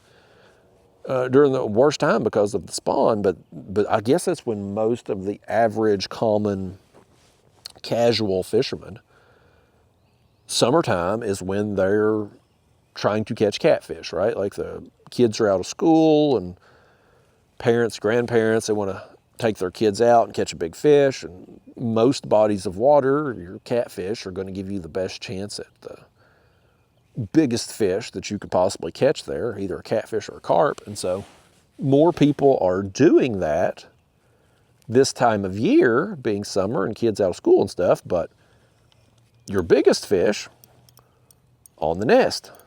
At least the males are anyway. So it's one of them ironic things that boy, it's another good fish right here. Boy, I mean, the quality of these bluegill today has just been amazing. This one here has got some weight to it too, in addition to the length. That one ate a red worm. Yeah, let's take a look at you too on the board, sir. Sir, don't knock them worms over, sir. I'm trying to give this fish his moment of fame. Now he's got dirt all over him from the worms. Yeah, that one there might touch 8 inches.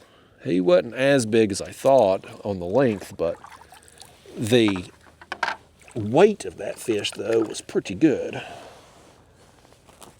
Yeah. Nice. Man, I'm happy with how this day is going, folks. Real happy with it. I'll throw that same worm back over there, too. How's our camera lens doing? That's good, y'all. Ain't got no water drops all over the lens today. That's good. But yeah, I wish in a perfect world for somebody like me, the peak views on YouTube for catfish videos would coincide with the easiest time to catch them. But it just don't work out like that. Best time to catch them is right now, apparently, for these bluegill and bass, because we got another one on just like that, on that partially chewed up worm.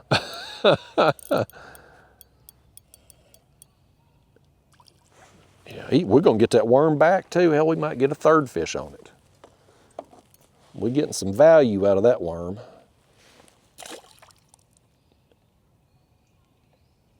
But yeah, the peak times for catching well, at least, I mean, you could catch a big one any day of the week.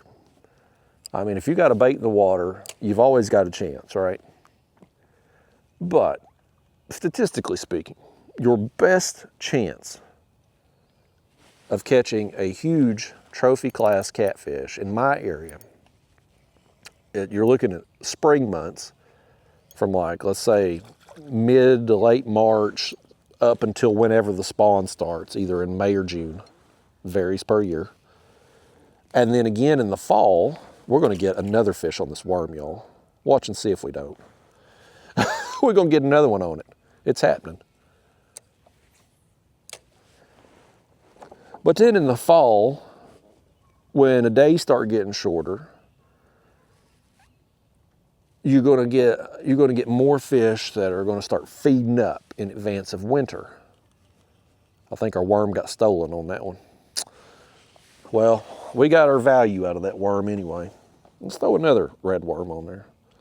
But in the fall, October, November-ish, varies per year. I mean, our weather fluctuates a lot. Sometimes October will be really warm, and sometimes it'll be, we've had snow in October here before. You just never know. But the fall, you will get another time period where it's much easier to catch large fish again. But, you know, in the spring, you can pick up some views on catfish videos. Our worm just got stolen right there in front of us. Dadgummit. All right, let's go back to a mealworm then. But once you get past Labor Day, when that fall bite gets going for the catfish, you can forget about it. My views go off a cliff after Labor Day. It's just, kids go back to school, football season starts. They ain't interested, especially in kayak fishing videos that time of year. So unfortunately, you catch a bunch of big fish in the fall, and very few people see it.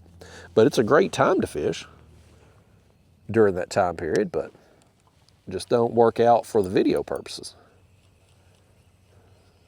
Best case scenario would be you'd get the bulk of your views in the early spring and in the fall, but that ain't how the cookie crumbles. So me and this bluegill here, we got to go out and find some catfish during the heat of the summer when a lot of them are on the nest. We got to try to find that needle in the haystack of that big female fish that's dropped her eggs and went back out, or the occasional fish that's just kind of, for whatever reason, just going on the nest late. That happens too. You get some that just go much later than the others, but right now, most of our fish are nesting, both blues and flatheads.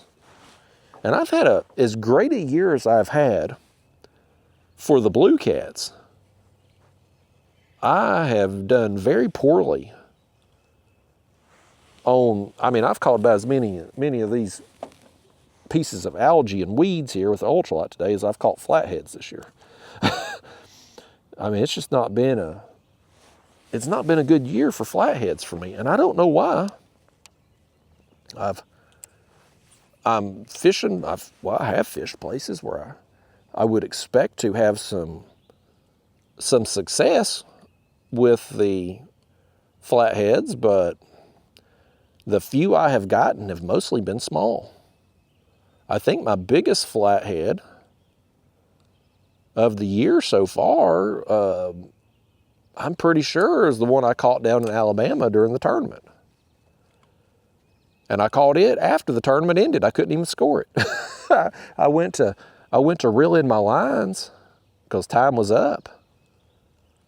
And I had that flathead on, and who knows how long he had been sitting there with the bait. I didn't know. And reeled him in. Of course, time I get him in, it was a couple minutes past the cutoff for submitting pictures for the tournament. So it wouldn't have mattered anyway. I done so bad in that tournament, I wasn't going to cash regardless. But still, it would have been nice to have that on the score. But I think that was the biggest flathead I've caught to this point in the year. And honestly, numbers-wise, I haven't caught very many flatheads. Even with the little ones, I haven't gotten very many. So it's just been an odd year for the flatheads. I've not done any good on them. They're there. I just haven't been either right place, right time, right bait. I don't know. One thing that's different as far as the flatheads goes, I will say this, is of course my bait selection. Now I've caught flatheads on a variety of baits through the years. So it's not like they're only going to hit one bait. But historically speaking, most of my flatheads and most of my biggest flatheads have been caught on skipjack. And boy, let's see what we got.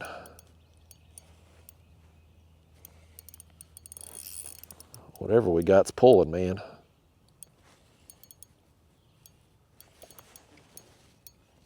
Whatever we got here is going to be a good one. Big bluegill. Oh, these things are so big today. This is another one right here. Oh, he's ate it kind of deep too. I think we can get it though. He got the whole jig down in there, but I think we're going to be able to get it without hurting him even. Oh, quit shaking, bluegill.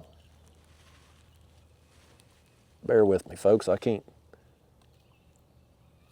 see over the camera if I hold him down where you can see the fish.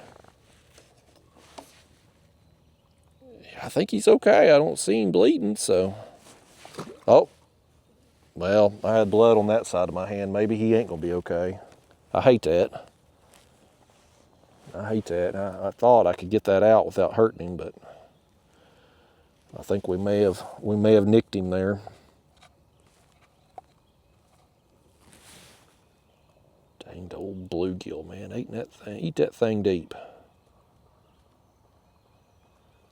But as I was saying, historically, I have caught most of my biggest flatheads and just also most number of flatheads on skipjack.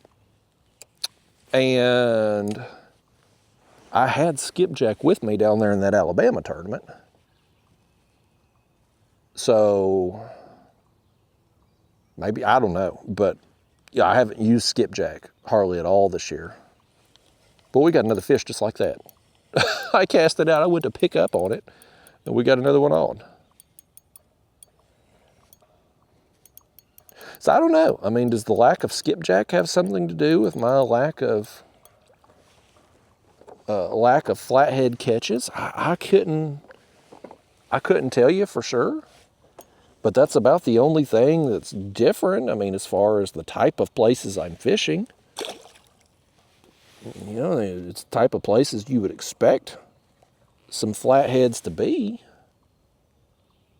but just not getting them. So I don't know, but I don't have any hope of getting skipjack, you know, at least with any consistency. So we're just going to keep rolling with whatever's easiest to get. And for me, lately, that's mostly been shad. Just throw that cast net, get enough bait for a day or two, go out and catfish with it, and whatever happens, happens. And it worked well for us in the spring. I mean, we're catching big blues left and right. But just not the flatheads. Hell, I mean, I've caught more big stripers this year than I have big flatheads. And stripers are something I ain't got a lot of the last few years, but I got one of my biggest stripers of all time a couple months ago. I got the video there on the channel.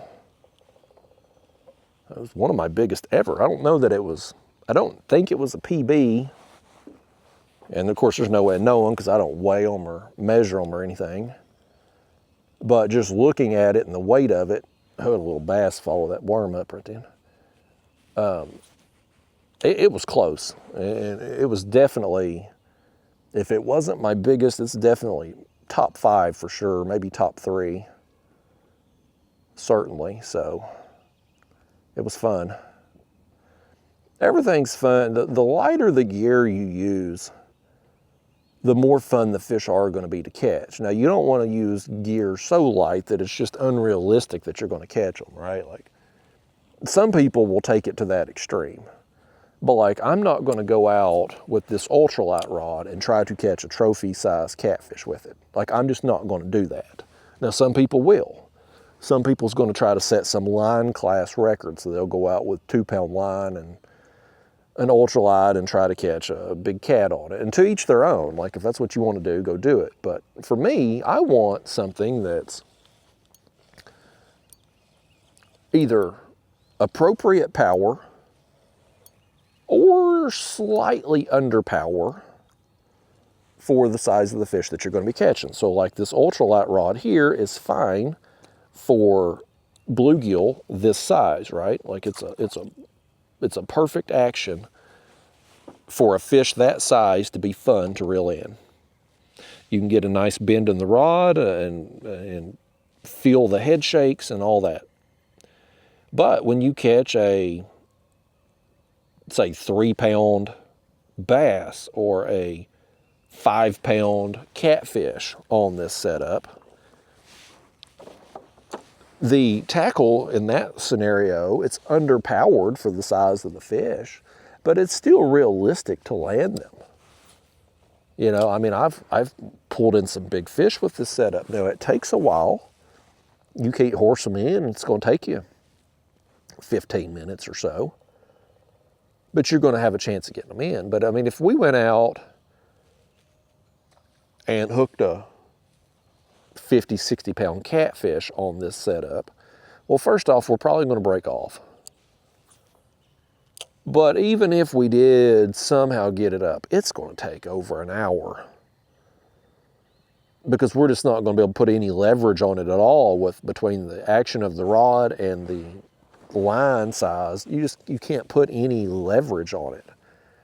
So it just takes forever. So, you know, I'm about trying to fish with lighter tackle, but yet still appropriate size tackle. So the light tackle catfish rods I've been using. And we're making progress slowly but surely with getting them things ready to go from Catfish Sumo. But, you know, those are more, they're a lighter action catfish rod. But I mean, if we took those same rods out and tried to go bluegill fishing with them, well, they're going to be way too heavy for that. But you hook into a 5-pound catfish with it, you're going to still get a nice bend in the rod. And then when you do hook into a 40, 50, 60-pound class fish, it's going to be slightly underpowered for that size of a fish, but it's going to be manageable within a reasonable time period. Now, I did have that one fish, and it wasn't even the biggest fish I've caught on that lighter tackle. It was just so strong, but it took 43 minutes for me to get it up. It just kept going back down. That fish was so strong. It was a very unusual catfish fight. Most catfish fight, even the bigger ones, I always use the marathon analogy. Like, catfish are sprinters. They're not marathons. You're gonna get a hard fight out of a catfish for a short period of time. But it's short-lived. You just don't, they're not built for long fights. Not like something like, you know, you hook into a big shark in the ocean. I mean, they will fight themselves to literal death. Like, they will not quit. Those are marathons.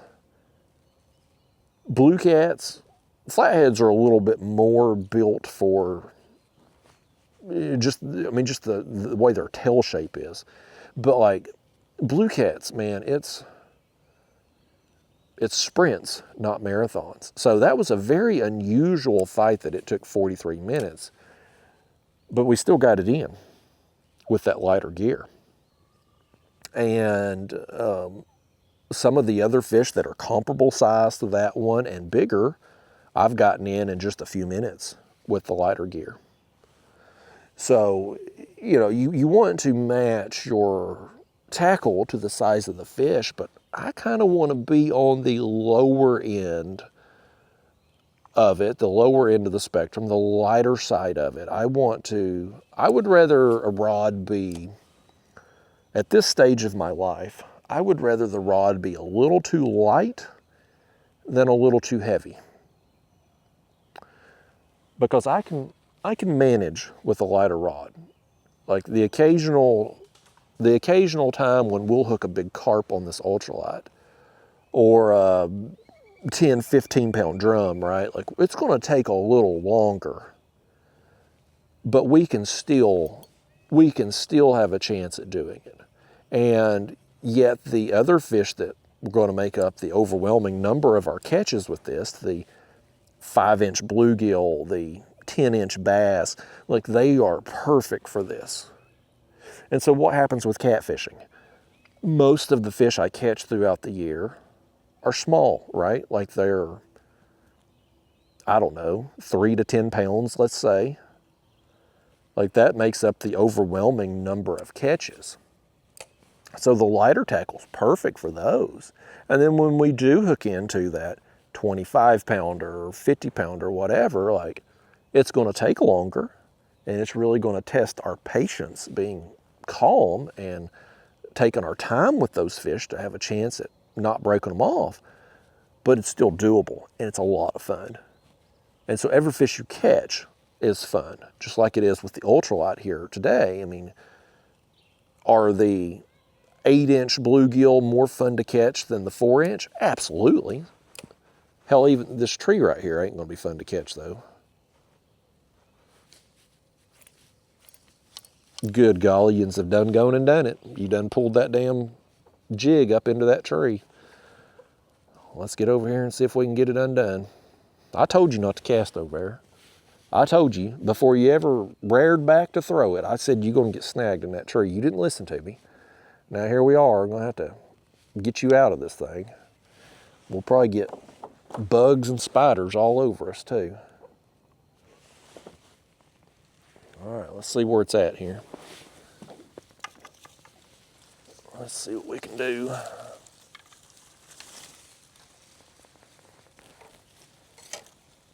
There it is.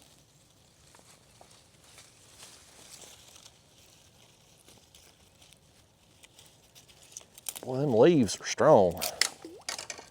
There it went. Let's try to push ourselves off this tree here. We don't want no Bill Dance moment with a snake falling in our lap. That would be the end of our fishing day for sure. We ain't doing no snakes, folks. All right. Well, the hook didn't get bent. Let's check out our line here. Let me just make sure. Oh, it feels okay. All right, let's put another red worm on, why don't we?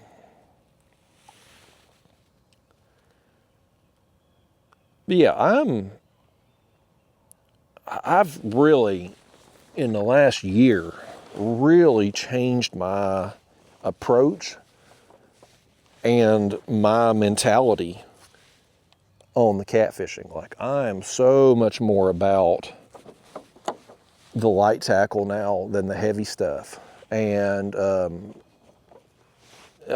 mean, now when I go catfishing, like, all I want to do is the light tackle. And that's, you know, that's bad for business because I've got that other rod to sell, my Golly Whopper rod, which, you know, a lot of thought went into the design and the development of that Golly Whopper rod. From the handle being multiple links for whatever type of fishing we're going to be doing, whether it's kayak, boat, bank, the action of the rod being how it was for trying to compensate for being in a kayak and stuff. Like, if you're using heavier gear, like, there's nothing I would change about that rod, nothing. But since I've gotten into the lighter stuff, it's just much heavier action. You know, I mean, and look, if you hook into a monster fish, you're going to be way more likely to land it on the heavier gear. I mean, obviously, heavier line, bigger hooks, stouter rods, like you're going to be able to get that fish under control quicker and have just a better opportunity to land it. Whereas with the lighter gear, we're going to lose some fish. Way more so on the lighter gear than with the heavy gear. But we're also hooking more fish too. I think the lighter gear is getting us more bites. So it's a damned if you do, damned if you don't. But I'm just enjoying the lighter gear. Light tackle catfishing it's as close as I can get to like replicating what we're doing here with the ultralight. When I go ultralight fishing like today, when I got up, come out here, I was just in the mood to catch a bunch of fish. I wanted to come out here and catch a lot of fish. The individual species, I hoped we would get a variety, and we have. But I didn't really care what we caught. I just wanted to get this. I wanted to get a tug on the line, and a lot of them. And you get that with ultralight fishing because you're using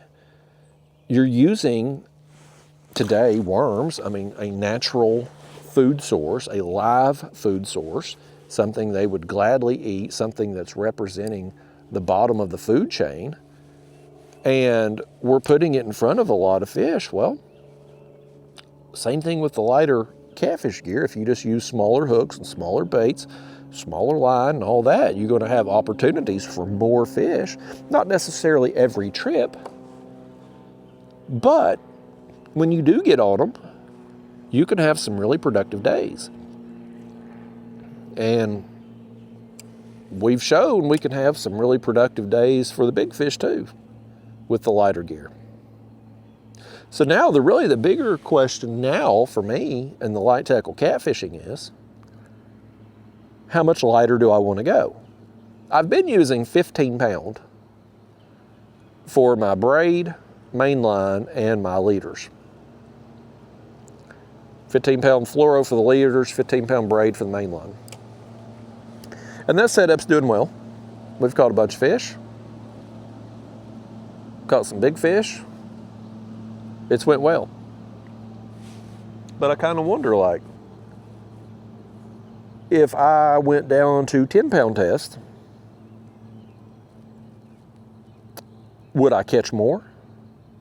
One would assume that I'm probably going to break off a little bit more frequently. I hope we ain't about to break off right here because you all done set the hook right here into a log or something. I told you that wasn't a fish, and you sat there and pulled on it anyway.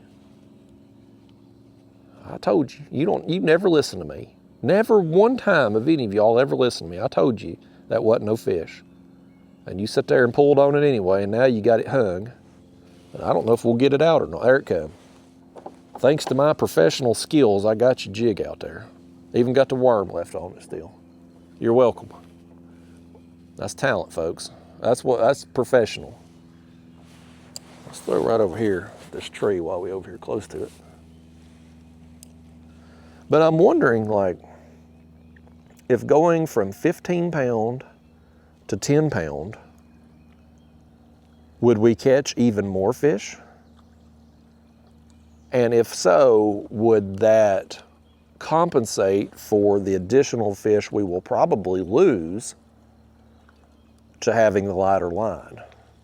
I don't know. But I think at some point this summer, I'm probably going to, and now is really the time to do it because we're going to be just catching more small fish this time of year. Now is kind of the time to play with it and see, because if we're losing a bunch of small fish with the 10 pound line, maybe that'll answer our question. But if we're not, then maybe we keep using it and just see how we do with it. And then when we do hook into a big fish, we can test it on that. But I don't know, maybe, because I mean, we've proven, and we've done this on video, but I mean, going from 4 pound line on your ultralight to 2 pound line makes a huge difference. Let's switch that worm out. It makes a huge difference on the number of fish you're going to catch. Now, I've regurgitated it forever, and a lot of other people have too, but you always say, well, catfish aren't line shy, and I think for the most part, they're probably not. But I do think there are times and situations, and especially when you're fishing clear water, where your line size does make a difference. If it didn't, then the times where I've used my heavy gear side by side with my light gear, they would be getting a comparable number of bites each. But that's not been the case.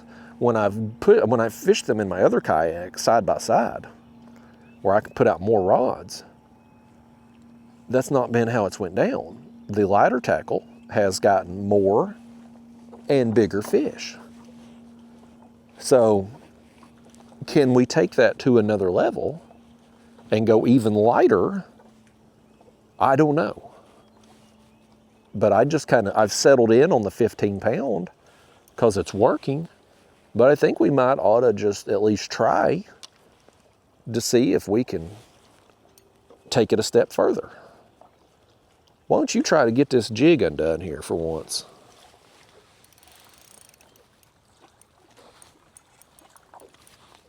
Nope, broke that one off, folks. You done gone and done it on that one. Even a professional like me couldn't get that one undone for you. What is that though? That's only, I think that's jig number 2 we've lost, ain't it? Like we ain't went through very many jigs today, thankfully. Oftentimes when you're throwing around all this cover, all these trees and stuff, like you can't help it but lose some jigs. Like you're gonna throw in these branches on this wood, and you just gotta accept the fact you're gonna lose some jigs, folks. It's just part of it. I always say buy them in bulk. That way they're very cheap per jig when you do that. Let me get this tied back on. We'll move around this other side of this tree. This tree right here comes out a long ways.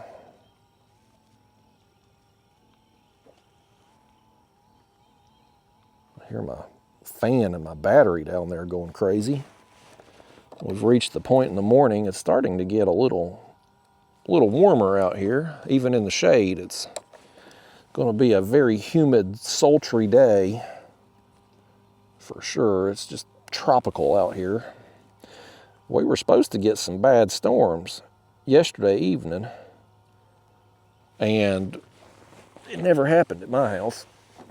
We never even got any rain at my house. But they were talking about these severe storms with potential for hail, super high wind gusts. It got a little cloudy at my house. That's all it done yesterday. But the moisture's still in the air from it, I'll tell you that, because it's going to be tropical today. That's why me and the wife are going to Topgolf early. We've had that Topgolf membership where you pay $20 a month and you get 1 free hour.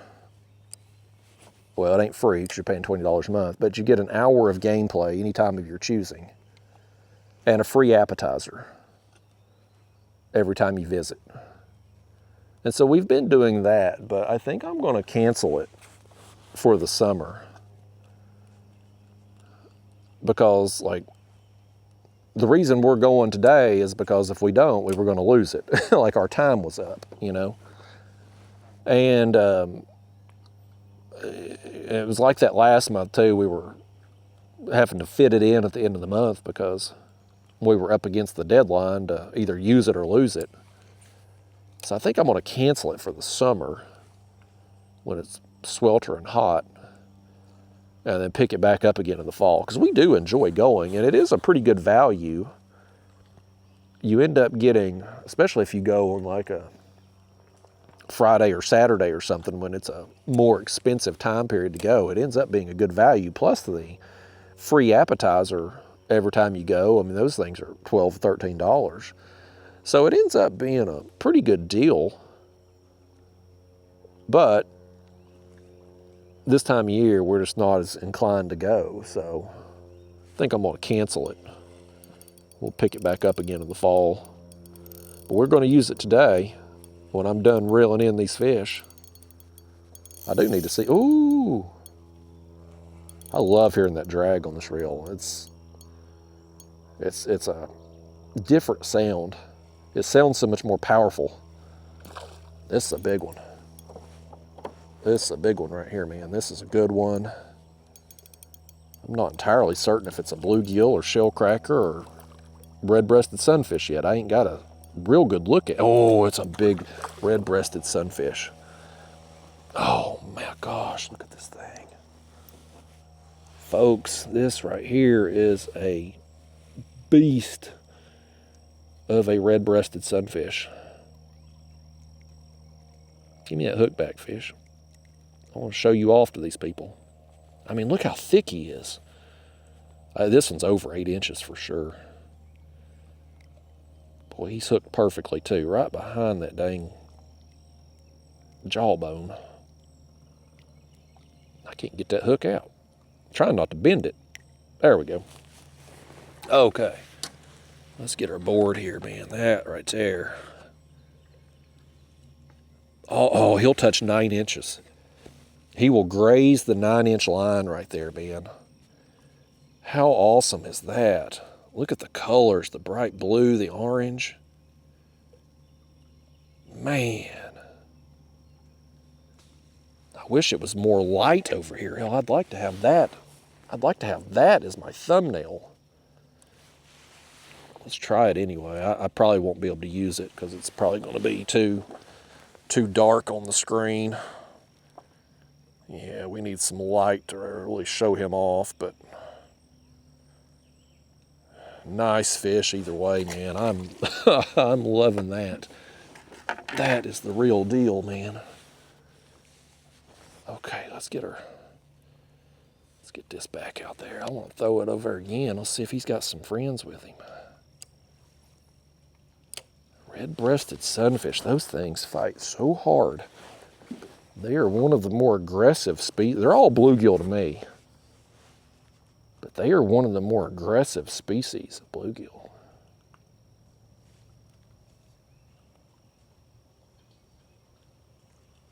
Nice, man. That was a good one, y'all. But yeah, so anyway, I think we're going to cancel that Topgolf thing. We're playing today, by gosh. We're going to get up there and hit it hard early. I'm going to knock a few of them balls to the fence. Put my wife in her place, let her know that I'm the dominant man of the household. I beat her every time we go to Topgolf. That's part of the reason why I like playing Topgolf so much, is because she's so easy to beat. I can run roughshod over her, unlike Mario Kart, where I'm getting beat by 6 or 7 year old kids. Children beat the far out of me in that Mario Kart game, but by gosh, when we go to Topgolf, I can dominate my wife. She's up there she's gotten better. Honestly, I think the Pilates, she's been doing Pilates for a while now. She's been really into it. She's into Pilates more than she is Legos, honestly. But I think the Pilates has made her not only stronger, but more flexible too. And I think that's helping her golf swing, because she's hitting the ball. First off, you can just see she's got more rotation in the club swing than she used to have. And she's hitting the ball way farther than she used to. But she still ain't launching it back there to the back fence like I am, where you get all those extra points. So I'm going to beat the far out of her today. Put her in her place, by gosh. Let's switch out our word before we get on the other side of this tree. I need to look at the clock too. We're going to have to get out of here in a few minutes if I'm going to get up there to play on time. We for dang sure don't want to miss out on our time. I booked it for 10:45 a.m. It gives her time to get done with her class and get there, and it would give me time to get out here on the water this morning and catch a few fish. and then go home and drop the kayak off before heading up there. Let's see if we can catch us a few more fish though here before we go.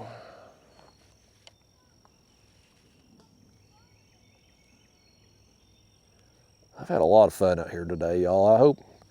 I hope it's been an enjoyable watch for you all. My last ultralight video was when I tried no talking to see how that would go. That was kind of a disaster. These long videos are just hit or miss. Some of them do well, and some of them don't do worth crap. I never know what's going to work and what ain't.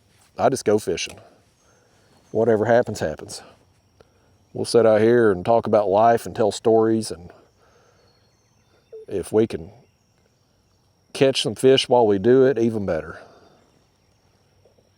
People that want to watch and listen, they can, and those that don't, well, there's plenty of other videos you can watch.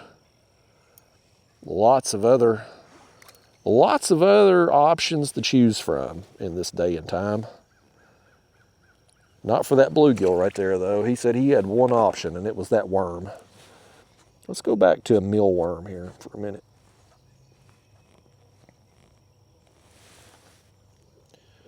Oh, mealworm.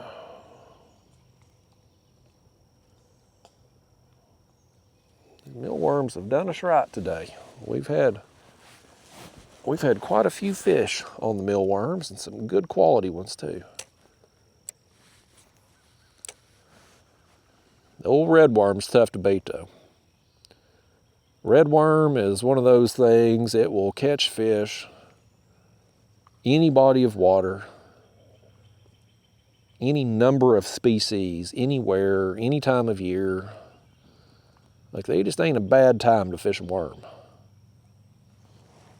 It's the original fishing lure.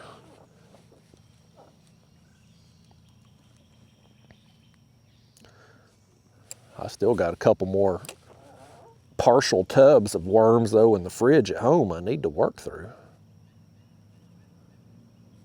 before I buy any more. I don't want to be wasteful. What usually happens most years is I buy a tub, use a few, stick it in the fridge.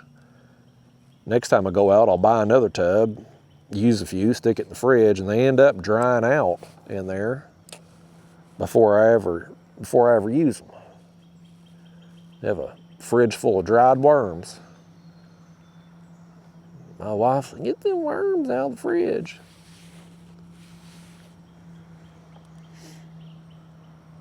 She'd rather have worms in there though than a bag full of skipjack or shad, which I've been known to do too.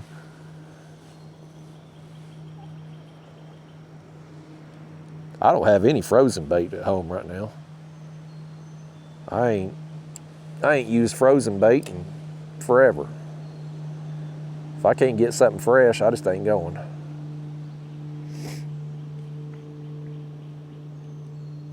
I thought for sure we were going to tear them up right here in this little pocket. We've got just this little cove, and you got all this wood cover back here that's washed down off the hill. And I just ain't getting a bite.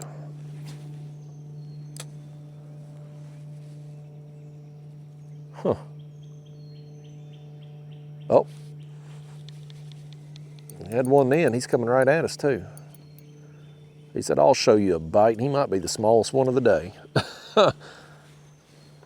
He's comparable to the smallest of the day. At least he left the worm on for us though. Nice of him.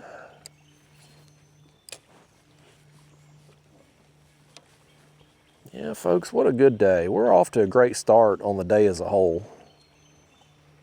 Anytime I can start out my day catching a bunch of fish, it just sets me up for success the rest of the day.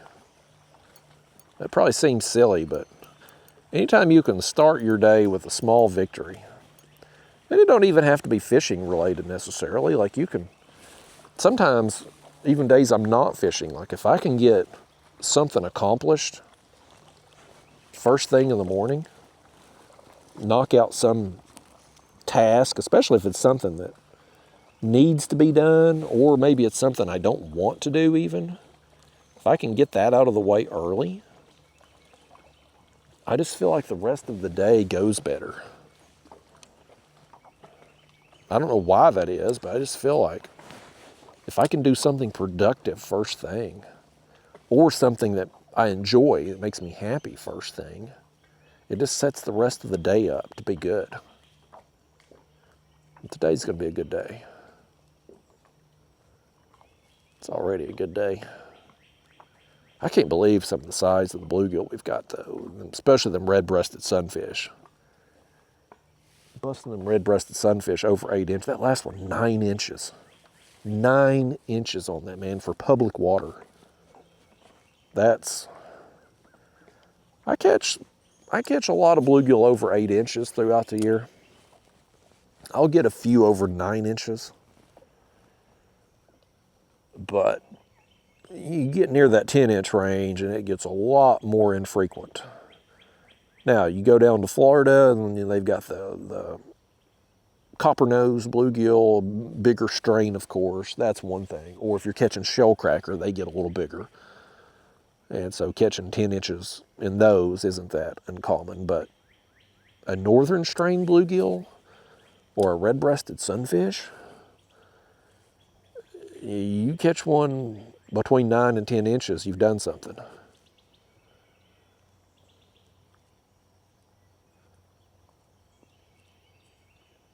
We ain't doing very good in this pocket right here, though. The ones we've got are real small. I actually think something may have got our worm off here. No, he didn't. Let's throw it back over there. I think this right here is about as far as we're going to go down, though. We're going to... Let's see what time it is here. Yeah, it's 9:20 right now. I gotta hit the road here in a minute, folks. We gotta go and drop this kayak off and change clothes and head toward Knoxville. Get up there and swing for the fences, Happy Gilmore style. Not really Happy Gilmore style. We've all done it. If you've ever swung a golf club, you have, I promise you, you have swung it Happy Gilmore style. But the only thing I'm going to do if I swing that club Happy Gilmore style is throw out my back. Because I can't connect with it. I just can't make contact with the ball. Made contact with the fish right here, though. All right. That's real, another small blue. This pocket right here is apparently just small fish. Well, I tell you what though, bluegill, since we're limited on time, you're going to be the final one. He don't care. That fish didn't care one bit about being the final fish of the trip. It was a prestigious honor, and he just doo-dooed all over it. He didn't care. He spit in our face with it. Nevertheless, y'all, it's been a fun morning. Hope you've enjoyed it. I certainly have, but it's time for me to get out of here and go beat my wife at some Top Golf. I'll see y'all later.